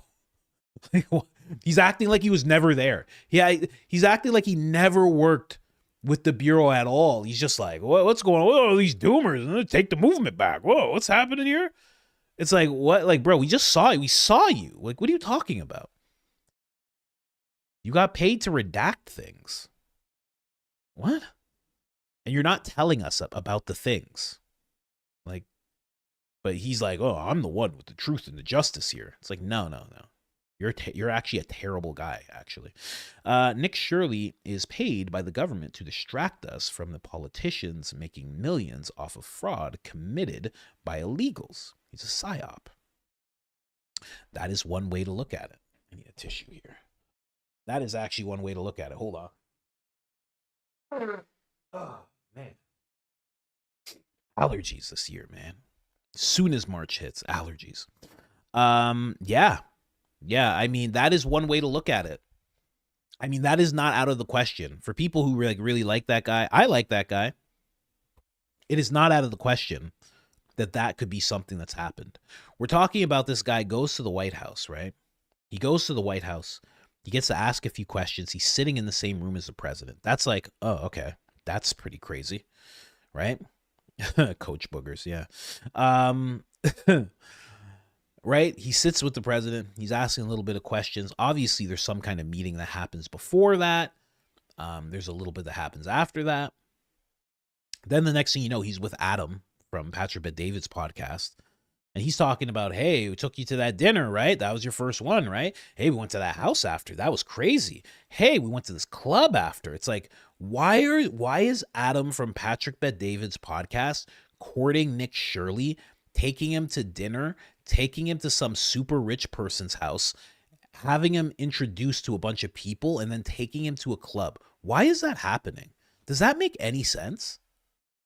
any sense at all? I don't know. But also, Nick seems like a great guy. I don't know. A lot of people don't like Benny. I even like Benny. Like, I don't think Benny's like a terrible guy. I like him. But I don't know. Could be wrong. I could be wrong. You know, who knows? You know, you could be right about what you're saying there. Lily Rab Connection became a member yesterday. I love Miss Coach. Shirt idea. Chapter 1. Candace. Chapter 2, RBC podcast. Chapter 3, Coach Colin. Chapter 4, Fleet and Land. That's a lot to put on a shirt. What do you want, a front and back? You want a front and back there? That's funny. Yeah. That would be a cool idea. And thank you for becoming a member. We appreciate you. Oh, more popped up. I gotta go way back up here. Way back up. Way back. Okay, there we go. But yeah, that would be an interesting shirt idea. We hit 31,000 on the Clips channel. Thank you so much, Lance. Thank you so much. Really appreciate you, man. Thank you so much for what you're doing. Let's get the momentum rolling on that channel. 31,000 guys. I messaged you Insta about Canadian Gov drama. Should I do that channel? I really, because I really stretch myself thin. I do it all the time. I really do. But I really want to start that channel. I really want to see what that could turn into. I'm really interested about it. But I'm more excited about doing like cartoons with Fleet, to be honest. But I'm really interested in seeing what would happen with a channel that just focused on Canadian content. I'm really interested in what would happen. Because it's like, you know, you're looking at the market. The market's not there. It's not satisfied. You can tell. There's a whole section of Canadians that are not being heard, you know, and they're talking about things. They want to, you know what I mean? They really want somebody to highlight what's going on, and there's nobody really doing it. Oh, Dave Smith is on Joe Rogan again. Literally the 9th time this year. No, I'm kidding. Rebecca Myers, hold please video 339. You bald. I am bald. Been bald since I was like, what, 18, 19? I've been bald for a long time. I'm not one of those people. There's certain people, it's weird. There's certain people where they're like, man, I just want to hold on to my hair, and they'll have like big bald spots. And like Tim Pool, like he just has like the George Costanza. Tim Pool has the George Costanza. What are you doing? What are you talking about? The reason I shaved my head, it was a little thin. It wasn't even that thin. I had dreadlocks, if you could believe it. I had dreadlocks that came out to like here. Like they were getting too long. I felt too much like a girl. I was like flipping my hair and stuff. I'm like, I don't like this. This is too feminine. I shave it. It's a little thin. I didn't even wait for it to grow in again. I just shaved it. I'm like, I don't need this. What do you need this for? Some guys are like, oh, my hair. Oh, my hair. What are you trying to get a husband, bro? You want your husband to love your hair, bro? Like, relax. Get rid of it. You don't need it. What do you need it for? I'm just curious. That's my TED Talk. That's my bald TED Talk. I'm just curious what you think about the dispatch chatter from the cars behind Charlie Kirk on the highway. It's like no one is really talking about it. So creepy. Is that the ones where they say that the door's open? Those guys? And are they behind them or are they in front of them? Yeah, let me know. And if you know what it is on X, tag me on X if you have somebody that had, like, you know, a creator that's played that recording, because I need to hear it again to really comment on it. Alaska Savage. Are you in Alaska, man? Wait, Gary had mints packed in his pocket that he emptied out in the vehicle. So he had to make room for something else. So his pockets looked the same when he got out. Boom. There you go. There you go. We solved it. We already solved it. You know, nobody's analyzing the mint aspect like we are in this community. And I'm glad that we're all here doing it. I mean, it's just amazing. If you did a minute on Kill Tony, what would you do? A minute on Kill Tony. Oh man, that's hard to say, because you'd want to prep something, right? Because it's 1 minute. You'd want to like go bang, bang, bang, bang, bang. At least get 4 different laughs within that 1 minute. I mean, you don't want to make fun of Tony because you just don't want to go down that road, right? or maybe you do. What would I say in a minute? I guess I would have to, because it's an Austin crowd, I would have to talk about Austin. I don't know. It's hard, especially on the spot. Like if I just went up there and started talking, you only get a minute. You only get a minute. It's not long enough. It's really not long enough. And honestly, there's a lot of comedians that are pissed that there's guys who do 1 minute and then they start selling out shows. There's a lot of comedians that are like, this is nonsense. And honestly, one person from Kill Tony, I forget what his name is. He always has a notebook. Absolutely crazy. Most insane thing ever. I've never seen anything more insane. He walks around with a notebook like this. He's bald and he has long hair. He has red hair. He's a ginger, so he's black. It's all good. And he yells a lot. I forget what his name is, but he went on stage thinking that it was all sweet because he does this 1 minute, 5 minute, 1 minute, and it was the worst show ever. It was crazy. It was crazy. It was so crazy. And I've heard about that happening quite a bit. So, yeah, I don't know. I'd have to prepare. I'd have to prepare a minute. Maybe you want to go towards Tony. Maybe you don't. It's really hard. Yes, William Montgomery. Yes, that is who it is. That is who it is. That is exactly who it is. It's terrible. It's terrible. It was a terrible show. He got booed off stage. He was just yelling, screaming. The jokes weren't working. And he had a notebook. He had a notebook like this, and he's looking at it, and it's like so crazy. I don't know. I don't get it. It's hard, but it's hard either way. You know, you see somebody do it, even if they do poorly, it's really, really hard. 1 minute is harder. 5 minutes is easier. 5 minutes, you have time to kind of move around and think about things. You can explain a story a little bit. 1 minute, you have literally 15 seconds, 15 seconds, 15 seconds, 15 seconds. That's it. It's really, really hard to get a laugh every single time. Someone said, I'm in Quebec, Canada. You do not know. Bro, you're out of your mind. People keep trying to tell me I don't know about Canada. You're crazy. You're crazy people. You're crazy people. You're in Quebec too, right? Cheaper rent in Quebec compared to Ontario. That's for damn sure. I know that. Cheaper phone plans too. I know that. A lot of money from Alberta too, huh? I know that. Billions of dollars sent over from Alberta. People of Alberta are hurting billions of their dollars from oil money going over to you guys. You guys just absorb it because that's where all their politicians are. It's where their parliament is. And then there's also this scam where every politician has to speak French too. What? Scam, because they're trying to keep certain people out of politics. Oh, I know all about Canada. Don't try and tell me about Canada. Don't lecture me about Canada, good sir. Unless you didn't mean it like that, then I'm sorry. Anyway, correct myself at the end. Correctish English. My sister is ginger, and I'm allergic to dairy. I know black, Poppy. Yes, you are.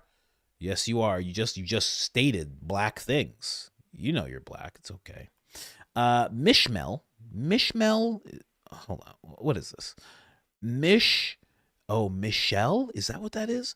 Michelle Mabel? Oh, welcome to the crew, Michelle. You can tell me how to actually pronounce your name next week, Tuesday. Kimberly Coleman. Oh, is this relation to Baron Coleman, perhaps? John Benet Ramsey, unsolved, those eyes. Yeah, that's what people think, but I don't know. Doesn't seem like it. Seems like she's gone. She was just gone, absorbed, into the blob. Grant Wendling, Coach, I'm sending you a video via Instagram. Paranormal footage, very real, coming from Green Lake. Okay, all right. Well, send it in a way where it's not like a file or something, because I'm not clicking your file. If it's like a video or something, I can click it. Maybe, depending on how I feel about you. Nick Shirley did a series on LMNPO, political cray-cray, in Utah a few months before he was on the, I think you mean Charlie Kirk show. I think that's what you mean, unless there's a different show with Casey on LMPO, Political Big Bang Narrative Day. This is very hard to figure out. If someone knows exactly what he's saying, please let me know. But I have the chat right here. I can see it. If you guys know exactly what they're talking about. Quebec is the Skid Row of Canada. That's funny. Yeah, a lot of stuff over there. A lot of mob stuff too. Nick Shirley does series. Okay, so he was in Utah months before. I remember him being in Utah. I remember him going up the steps. He got pushed around quite a bit. He got harassed by some people. Then somebody who was in politics pulled him aside and they wanted to know where he was from. He didn't want to say it on camera, but he's from Utah. Everybody knows now. And I think this is what you're talking about. Pretty sure this is what you're talking about. But yes. The weirdness of Nick Shirley. But friend of the show. Very nice guy. Followed me on Instagram. So I found that really weird. Then I messaged him and he never messaged back. So I was like, okay, I guess, yeah. Yes. I'm so glad somebody said that. They said, Canadian here, Quebec is our Philadelphia. Exactly. That's exactly what it is. Because I should do a Canadian channel. Because it's the same as Philadelphia. Because the people of Quebec don't really like the rest of the country. They're just like, give us the money. We deserve it. And also, if we can, we'll leave from you guys. We'll be independent from you guys if we can do it. But we can't do it. So we want all your money. It's crazy. And all of politics is co-opted by this place. It's nuts. It's exactly like Philadelphia. It's exactly the same thing. It's gross. Anyway, Quebec, friend of the show. Quebec's a good friend of the show, ladies and gentlemen. Anyways, I have to say goodbye. Ladies and gentlemen. I will be seeing you guys tomorrow. What is tomorrow? Friday? So, okay, this is Candace's last day. Don't think we're going to see anything from the Erica Kirk series at all, but she's definitely going to talk about this whole skit that just happened. I mean, how do you not talk about it? It's literally the biggest thing going on right now. So she's definitely going to talk about that. Let me even just check the views on this thing. We've been live for 3 hours. In 3 hours, it was like 44 views, 44 million. It's at 63.3 million views. It's 20 million views in 3 hours. Absolutely crazy. I mean, this guy's going to be on an investigation in no time. Evil and demonic. But yeah, I'll see you guys tomorrow, 100%. Thank you guys so much for showing up today, for being with me, for hitting that like button. Please hit that like button. It helps tremendously. You have no idea. You know, I've noticed that the live streams, you know, it's hard, you know, getting them to perform the way I want them to perform in the replays. And the easiest way, or the best way that you can help with that, is by liking. It helps me tremendously. You have no idea. And there might be a night shift episode today. I might get back into the night shift episodes. Little tight, you know, quick episodes. I might get back into that. I'm thinking of doing that right now. So we'll see. If I have the time, I will definitely do it. Just saying bye to everybody. Bye, Candace Jr. Thank you so much. Bye from Canada. Bye, thank you guys so much. Bye, you. Thank you very much. Thank you guys so much. Candace will be live very soon. Make sure to check it out because I'm sure it's going to be wild. And I'm out of here. Coach, we need a Canada coach. Team up with Mario for the North. I was making fun of Mario yesterday, but he's a good guy, friend of the show. And I think I might do something like that.